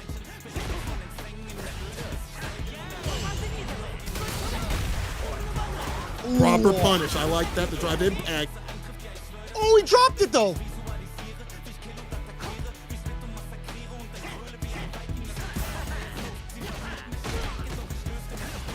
Set up for level 2? No, he's gonna drive us forward instead. There's a level 2. Waiting on that knockdown. Punish counter. Spend the rest of it. You know it. John Takeuchi with a huge rebuttal. Getting the game against Tachikawa. I was seeing people, instead of going for like an immediate level 2, go for like a throw first or do a little bit of damage on it. Like they want to kill that cat. They want to get they assured W. It's gonna be hard to survive, especially with that low amount of life. But man, they are so active on defense. Is it make up throw? Is it make up drive impact or on landing or whatever? The whip punishes were there, but I also gotta give John Takeuchi some credit. I don't really see people being able to whip punish certain buttons from Ed. Even the proper distance to hit that 7-frame crouching kick with the quickness, get a drive rush right after it. You don't really see people confident to deal with Ed buttons like that. I hope this is like the going up meta like later on with some of these characters that have longer crouching mutant kicks to be able to deal with some of these buttons that do have recovery and maybe turn some of these matchups on their head a little bit. A little bit of an assessment coming in from the team. NTPOJA. Trying to discuss it out. Talk about some of the Rashid prowess. Obviously, John Takeuchi is one of those cats that are putting this character on the map even further, at least for Japan. What do you do though when you don't have the necessary like teammates to back you up in regards to facing off against Rashid, right? You don't have any other characters that are like Bison mains too. Sorry, Ed mains too to kind of help with this matchup. KB, Otani, Mochi, they're all trying to discuss it out with Tachikawa. And usually it's the battle consult. It's the Manon. Interesting. Does it work though? Let's see. I mean, he's been using this as like a surprise pick against some of these players. Keep it very basic with the jump ins and command grabs when you don't read them, especially on wake up. There's some ODDP outside the skies. Look at the corner carry. Dash up, text a throw, the one wake up. What a whip punch. Yeah, force himself into the burnout. I like that from John Takeuchi just to get that OD spinning mixer. Making him think, you thought I wasn't going to do it?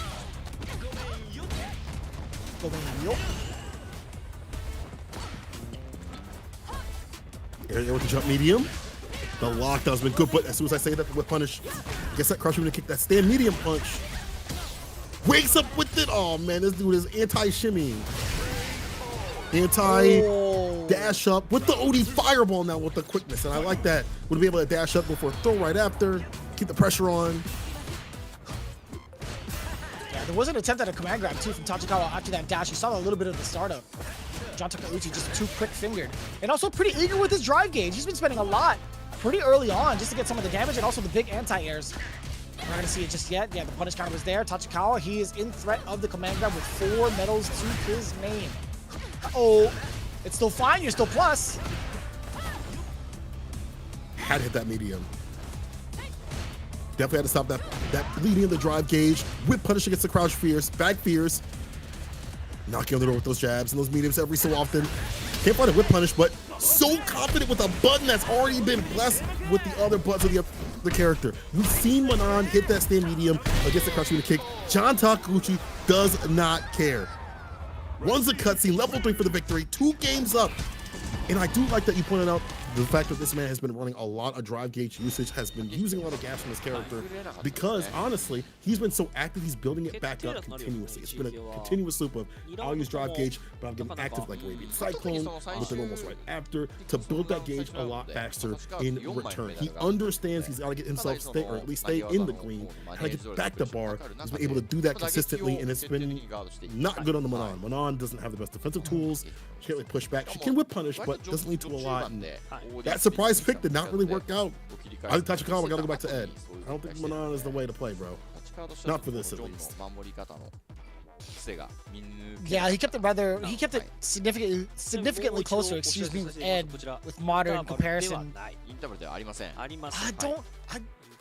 not trying to discourage the Manon pick for all the viewers out there as well.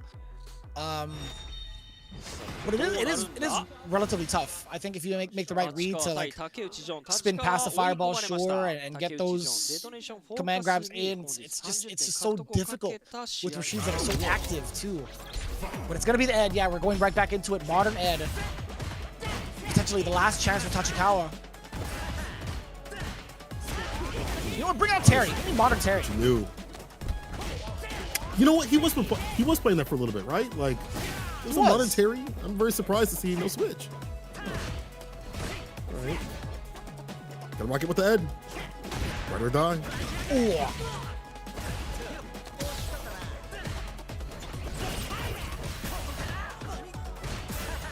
Back switch from the throw. Stand fierce.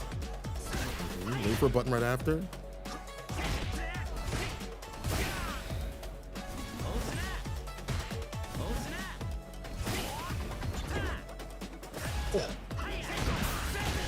He's been really fishy with this roundhouse. That is like the 3rd time. Only one of them has connected on block. The rest of them were whiffing in the wind. It was only a matter of time before Tachikawa got the big whiff punish. I will say that John Higuchi being able to fight those buttons has been kind of a case study of how to fight Ed. I like it. It's just you have to spin the economy of buttons properly. Just be dumping the change out all the time. Heavy mixer. You can't leave. Catches him with the stand medium shimmy and the proper distance to get the follow-up punish too as well. Then level 2 after the knockdown. Push, stand medium kick, throw. Oh man, yo. Get him off of me. Had plenty of drive gauge to spare. Why not use the reversal? I appreciate that from Tachikawa.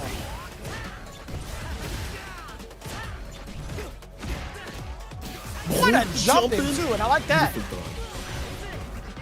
Spend the rest of it for the sky high. More than enough damage. John Takeuchi looking at match point. Tachikawa has been kind of teasing this flicker a little bit too close. There's John Takeuchi being aggressive again with the OD spinning mixer immediately after Tachikawa trying to attempt a block string. Does get a counter hit as well. John Takeuchi looking to try to steal turns. Backdash away from the flicker into the throw. I like that. Drive rush after the fireball recovery.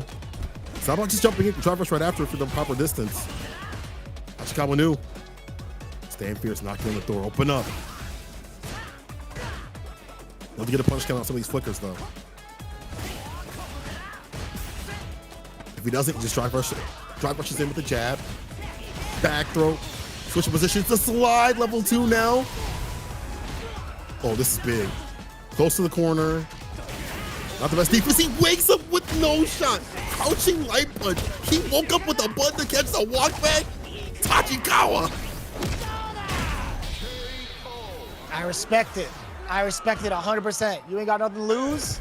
Well, so be it. If they're not gonna meaty me, I'm gonna take it from underneath him. What a rebuttal. Tachikawa going right back into it, perhaps? No, we're gonna get a little bit of a timeout on the side of John Takeuchi. Everything counts, man. You got to take as many timeouts as possible. Everything counts for Detonation Focus Me. You need as many points as possible. Same applies for NagoyaNTPOJA. Currently at 85 to 55 in regards to the rankings thus far. If you get the 30 bomber, Nagoya, they get at least into the 100-point range, right? 115 points to their name is a pretty significant deal. Detonation Focus Me, that only puts him at 85. Again, this is too important for either of these cats to drop. It's very important, I think, for Detonation, especially because, you know, getting that 30-point would mean not exceeding over Nagoya, but it would be like a step closer to exceeding towards above them and the other teams as well. You know, you want to get on that climb. They haven't been there. Nagoya just a little bit better in that aspect, though. But for Detonation, this really, really matters. And I feel like I like the game plan of John Takeuchi. It's just these moments that are so too risky. And also, I feel like he doesn't believe in John Takeuchi, or he doesn't believe in Tachikawa, I'm sorry. He doesn't believe in Tachikawa, what he wants to do on defense. That crouch jab was like, there's no way he's going to do that. He's going to probably wake up with the super, and I'll just stand block it, I'll be chilling or whatever. That didn't happen. I think he even tried to move back a little bit, so maybe that was just a shimmy right there. And he got out with the crouching light punch. So I feel like you got to be able to respect Tachikawa what he's doing. I think he's going a little bit too far in terms of like fireballs that he's throwing out. We saw that get the drive rush, whip punish. Some of the buttons he's been throwing out, the heavy kick a little bit too airlessly. He's got the idea to whip punish on these buttons and stick them out sometimes, but has to spin in a different sort of way to really get the reward.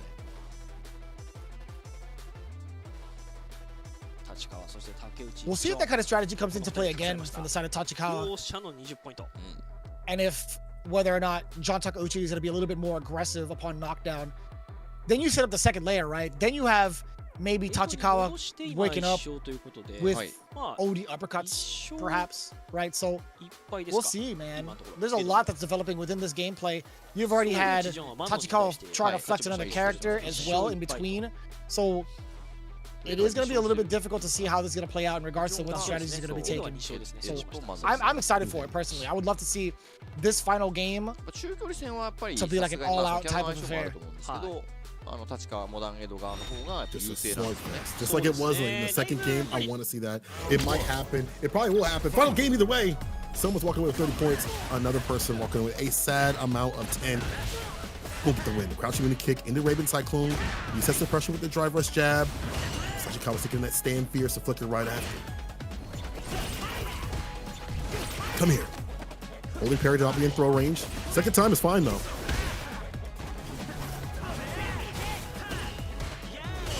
We talked about that. Yeah, it's so versatile being able to cross through, but no! Perfect parry into the big DI. Sit him down. Double dash forward, you thought it was your turn? Not against the Battle Consultant. He wasn't blown up for that tap parry. Tachikawa, burnout. We're gonna get bar real soon here. Yeah, level 2, definitely coming through.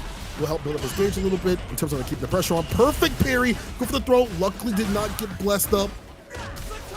Cycle upper stand fierce drive impact. That splat, that's a wrap. Yeah, you couldn't do anything about that. No part of the bomb to save you. Send him up the god. Set point Tachikawa, the modern Majin master.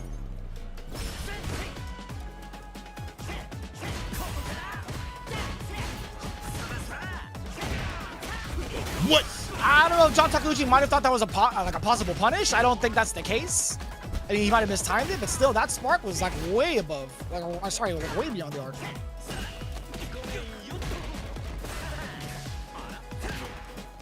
A lot of help in that sequence.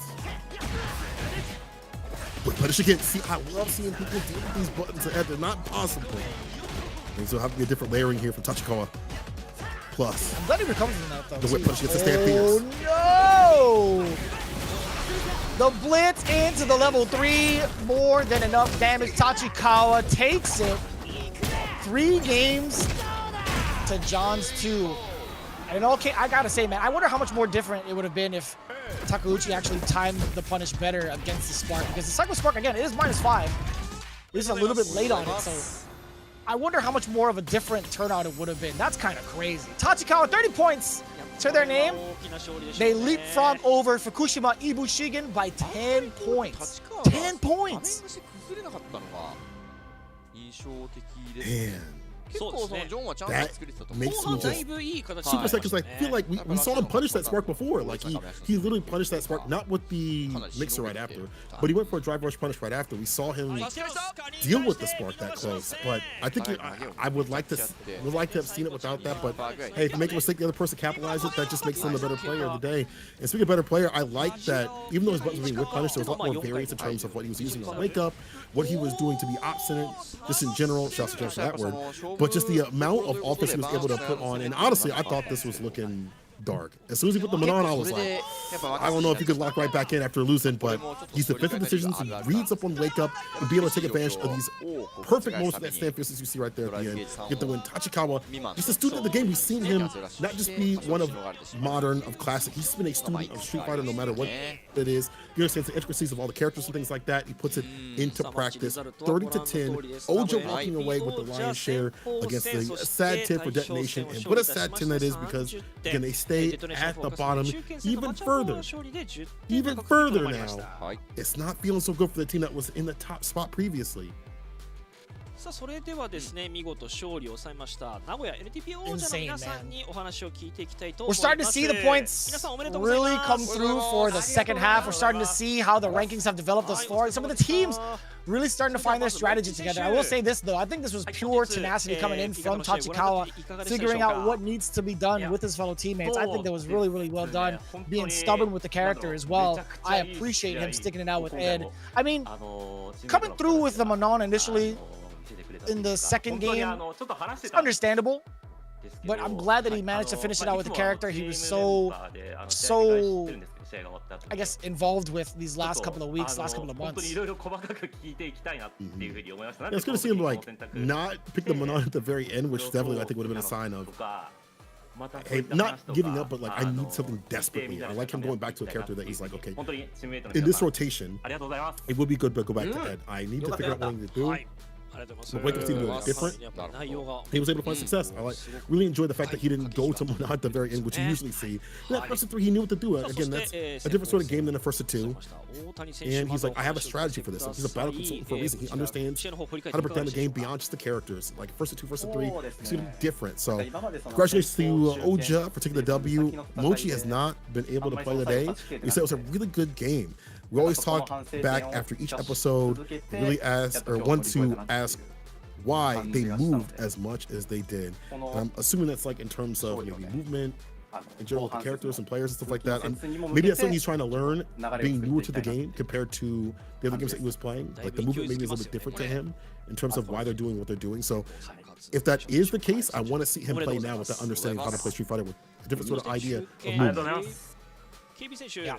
I mean, it makes sense. I think Mochi is still trying to like find his bearings in the realm of Street Fighter 6. I know that he's putting in a lot of hard work and also talking amongst a lot of the other players in the Division F side, right? He's pretty good friends with Dogura, so there's a lot of teaching involved. So it makes a lot of sense. I mean, if you're going to be sitting out for the team, you got to digest and ask a lot of questions as much as possible, digest as much information as possible as well. So Mochi, we'll see his moment to shine. I feel like in regards to the second half, there's still plenty of time over too. We got like what, 4 more weeks now after this, so gonna be pretty exciting to see Otani getting his words in too. I wasn't able to win the last round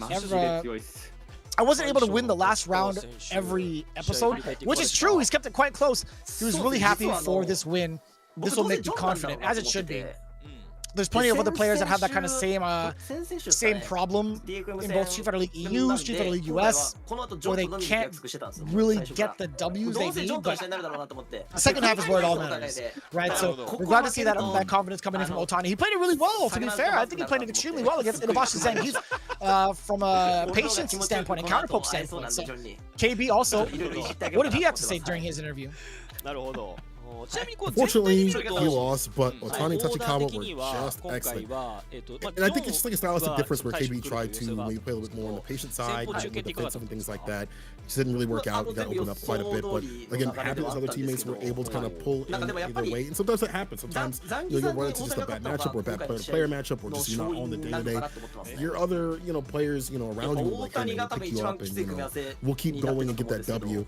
Again, this is big for Oja to be able to get more points on the board and deny points from Detonation, who was such a big powerhouse last season of Street Fighter League, and this season not so much. You can definitely see the strategy overall. Like, even if it's not working with some of these players, maybe KD will be put elsewhere. Maybe he'll be in the anchor again. Tachikawa going up, I think was probably obviously the best choice we've asked for. And he says, I was expecting John, and we were going to drink after this episode. Really great. I was able to meet him happily. Oh my God. No, cancel the plans. Take it off the Google Calendar. I don't know, man. You have to give me a week after this. You have to be like, hey, man, let's reschedule. Take a rain check for next week, because I'll be salty. I respect it. Tachikawa, hey man, do it safely. I don't know what happened at the festival, but get your mental out of the game now. Get your mental out of that event, that situation. Embrace the now and do what you gotta do, brother. Hey, cheers to you. Well played. He deserves it, man. Hard-working cat out here. KB, final words coming in from the captain from NagoyaNTPOJA. Really happy that they got that newfound success in the second half to start things off in a very strong manner. I'm loving it right now. I really love the confidence that these guys are exuding, the confidence that they're finding in their gameplays. And a big rebuttal coming in comparison to the first encounter with Detonation FocusMe. Last time they played, again, 25-20. Went into the tiebreaker scenario. NagoyaNTP, not this time, buddy boy. We're getting these 30 points. Really well played. Really well played. Also well played in terms of the other teams, watching these other teams that are below the qualification. I know that KB said we got 115 points. They said the 180 points is the borderline, but I know the other teams that are above or the teams below as they slowly start to climb their way up to the top spot, or at least attempt to do so. And even though Detonation didn't get the points that they needed today, and we start this halfway play, you know that Detonation is going to go back to the drawing board. I feel like they're so close to understanding what they need to do, and it's just certain things that need to be tweaked and altered, and it doesn't feel like a lot. I feel like Inubashi had some sort of the right idea, but just the wrong execution with that Stand Fierce. I feel like the Stand Fierce was part of the special sauce, but it wasn't cooked long enough. Or maybe it was cooked too much. I'm not sure. Too many Stand Fierces were getting blown up, drive impacted, whip punish, and things like that, that led to knockdowns, that led to drive bar being depleted. Same with, I feel like John Takeuchi, where he'd have whip punishes, but he used the wrong buttons too often, or the right buttons actually too often too as well. Like, he had the right ideas, it's just the wrong execution. I feel like they're not that far off. So I know the top level teams are still looking below to say they could come through in the next week or two and build themselves up and qualify, or be at the qualification line at least and stay there.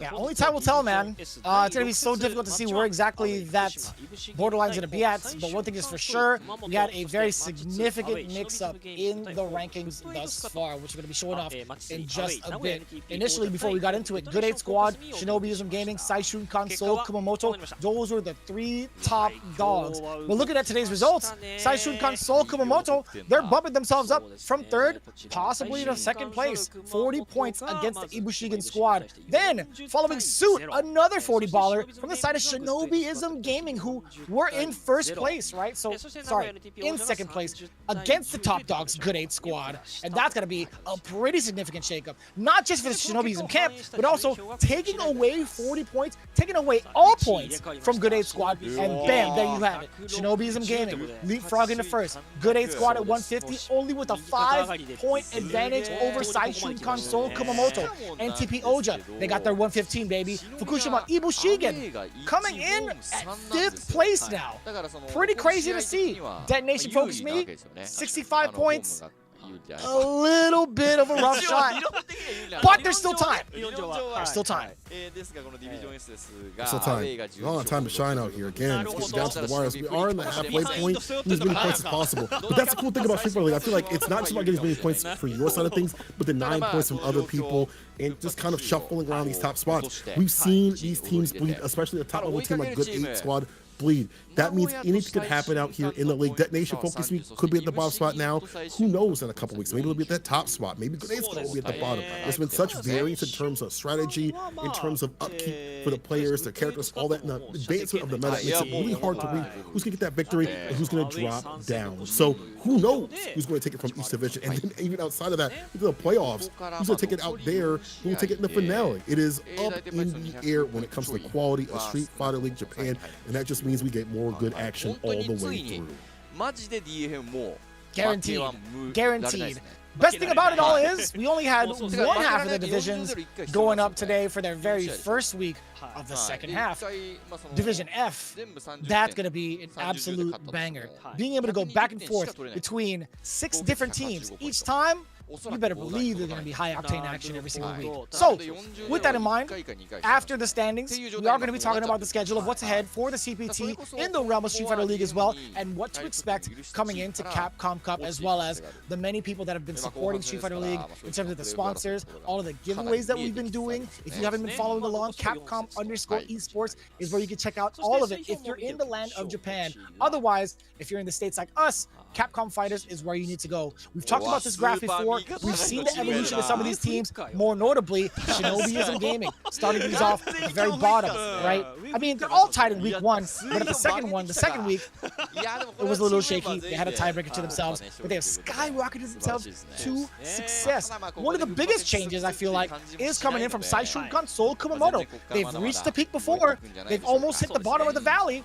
But now, they're in a really comfortable position at 115. But the rest of the teams right now, they gotta pick it up, man. FUKUSHIMA IBUSHIGIN, they had touched the top before, at second place. Near the bottom right now, it's gonna be tough. Division F, though, it's gonna be tough to call these matches as well. We got Duck, Favu Gaming going up against Crazy Raccoon.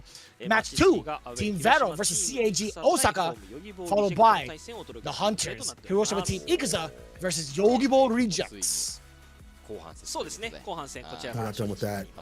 Division S will be after this. You know, when we get in that matchup real soon here. Again, going back and forth is such a good thing about Street Fighter League. A good 8 squad, Seoul fighting it out. DetonatioN FocusMe has to focus up against Shinobism Gaming. And then last but not least, Oja versus FUKUSHIMA IBUSHIGIN will end out that day of Street Fighter play on the 22nd. Of course, we'll take a little bit of a break. We'll talk about that a little bit more in depth, but ECT is coming up. We have more premieres coming up too as well in between. But that also means that some of these players can take what they've learned from these offline battles and bring it back this regional base bout. So I can't wait to see what happens in terms of, oh, this matchup is this and that, and the back and forth, especially when they ideate against other players and start to drum up more strategies against certain characters. I know Ed definitely will have some of the most talked about strategies when these players go out and travel. Without a doubt, right? Going back into it also with Division S, it's going to be happening on October 22nd. Good 8 squad with Saishunkan Kumamoto, DetonatioN FocusMe versus Shinobism Gaming, NagoyaNTPOJA versus FUKUSHIMA IBUSHIGIN. It's going to be so crazy as we get into it. Again, you do not want to miss it. As it comes down to it, this month is a very hot month for CPTs, right?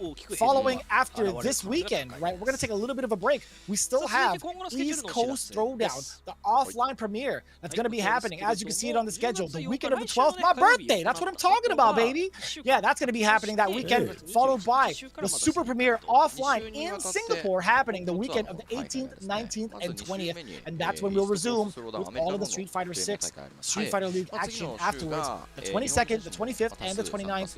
Over November, a little bit of a slowdown, just a slight bit of a slowdown. We're going to still have King of the World happening in London, in the UK. We're still going to have plenty of World Warriors to go through, but also more importantly, the super premiere in Japan. How could I forget? The very first weekend of November. It's going to be intense, man. We're still going to be a... Wait, we still have Division F happening on November 1st?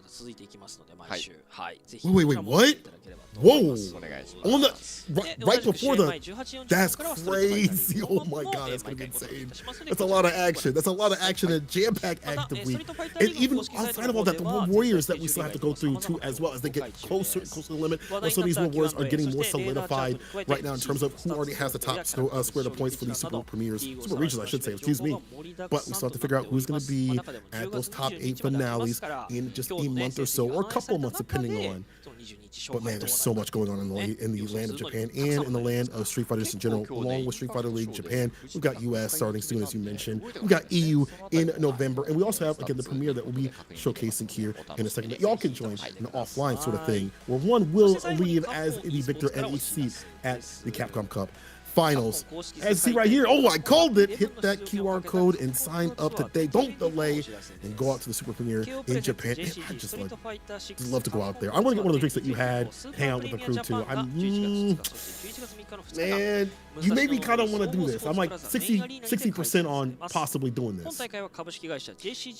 If it's the Super Premiere in Japan, I wouldn't blame you. I wouldn't blame you. But I would also save it for either maybe like a grand finals of an SFL or even Capcom Cup, man. Trust me, I've been tempted. My wallet has been speaking to me. It's like, Jeremy, vicious. You need to go out to the premieres, man. You need to do it. I can't, man. As much as I would love to, I'm gonna hang back with everybody, hang out at home, watch it with everybody, get to chat it up. Like, if you're in Japan, you gotta do yourself a service. Go to the Super Premiere in Japan. Be able to sign up right here, right now, if you're gonna be a part of that. Other than that, hang out with the rest of us, tune in and have a good time. That's true. You know, it's always a good time to chat. And you have to also watch Japan 3 this weekend. This is the third reward that they're having this weekend on the 6th. So I'll be, what is that, staying up in 2 days. So lack of sleep will continue, all right, until the streets are done fighting. But it's definitely for a worthy cause because I want to see who gets the most amount of points. It's been up in the air who has been able to take this. And we'll have some public viewing if you want to scan the QR code and join the likes of Aru Hamako and Jun out there. So it's cool that they have these public viewings and people just crowd up. You see the pictures of people filling out the seats to watch a World Warrior. They know what's at stake. They know how cool it is to enjoy Street Fighter 6. And if you guys do it in the US, let us know if you guys are like joining to watch your World Warriors and things like that offline. I'd like to see that. I'd like to see like the offline camaraderie.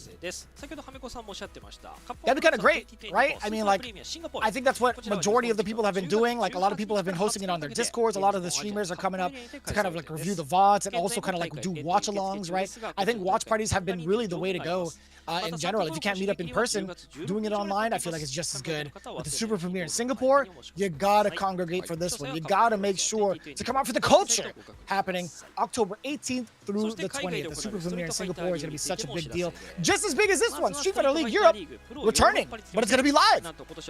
Run every day from November 15th through the 16th. I wasn't even close. That's 11 days. Excuse me. That is a good amount of time to catch all the action too. That's actually a big surprise, by the way. Running it every day. Brother, oh man, do I have a story to tell you about this one, man. It's gonna be sick. St. Cola, you got the Bandits, you got FlyQuest, you got Cloud9, Shopify Rebellion, Fighting Spirit, Red Rooster. These are some top-notch organizations, brother. And I guarantee you guys, watching this right now, it is going to be insane. Guaranteed. I bet money on it. I trust you 100%. It's been like that every single year. It'll continue to be like that every single year. Street Fighter League gives you the best action. We'll be giving you more action next time we meet. But people, just gotta say, stay safe. We will see you in the streets. Have a good one. そして解説ははめこさんでお送りいたしました。はめこさんお疲れ様でした。ありがとうございました。ありがとうございました。はい。この後は選手の音声入り本日のハイライトをご覧いただきます。そちらもぜひご覧になってください。それではディビジョン F 第6節お会いしましょう。さよなら。さよなら。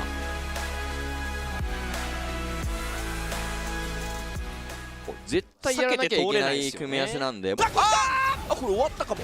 最後前についてる状態でのこれはアンリミテッドサイクラッシャー通しましたね。もう相手のジャストパリーにもなんだこれはやたらしくな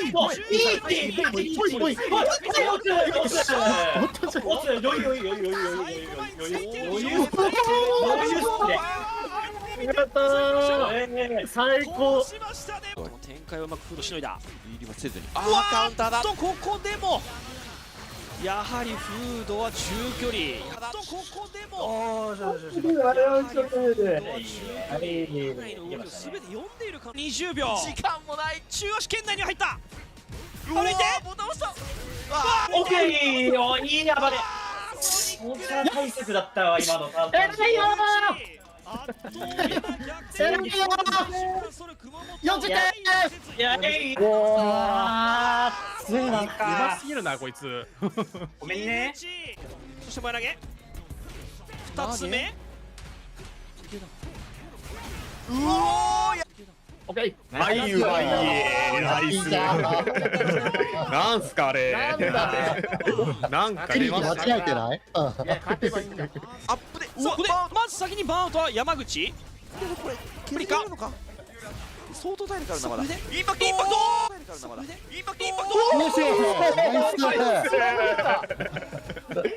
ナイス。今の足りるんだ。今の勝つか。足りるか。マジか。端滑りきましたが、ボタンを止めてる。さあこれガチ君のら仕留められちまった。いやー、4枚です。オッケーですか？オッケー。マジか。40。1位。そうでしょ。うわ。インパクト散々通してきてインパクト。これは直でいけるという判断。大谷板橋ザンゲーフに対してこれでも勝った。大丈夫ですよね。何それ。ジャンプパン絡まらせていいじゃん。演出すんのやめろマジで。あれ素晴らしい。でかい。ナイス。ドライブがふんだんにあるんで割と強気の攻めができますよこれ。そして中足から崩しました。はい。おい。オッケー。これは良かった。マジで。普通に良かったな。かけ方しなかった。よかった。ダイバー置いていた。今日マジ。そのままコンボ完走。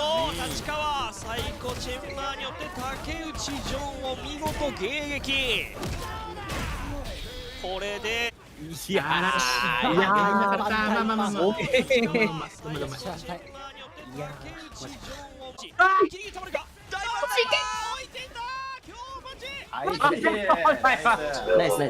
最強。てかなんかマジですごい。任して。だから。なんかすごくないですか？やっぱ大会勝つ人の動きが本当にうまい。いやマジですごい。いやマジですごいわ。でかいの当たったなラストに。いやなんかね、やっぱ待つだけじゃないんだよな、立川君の良さって本当に。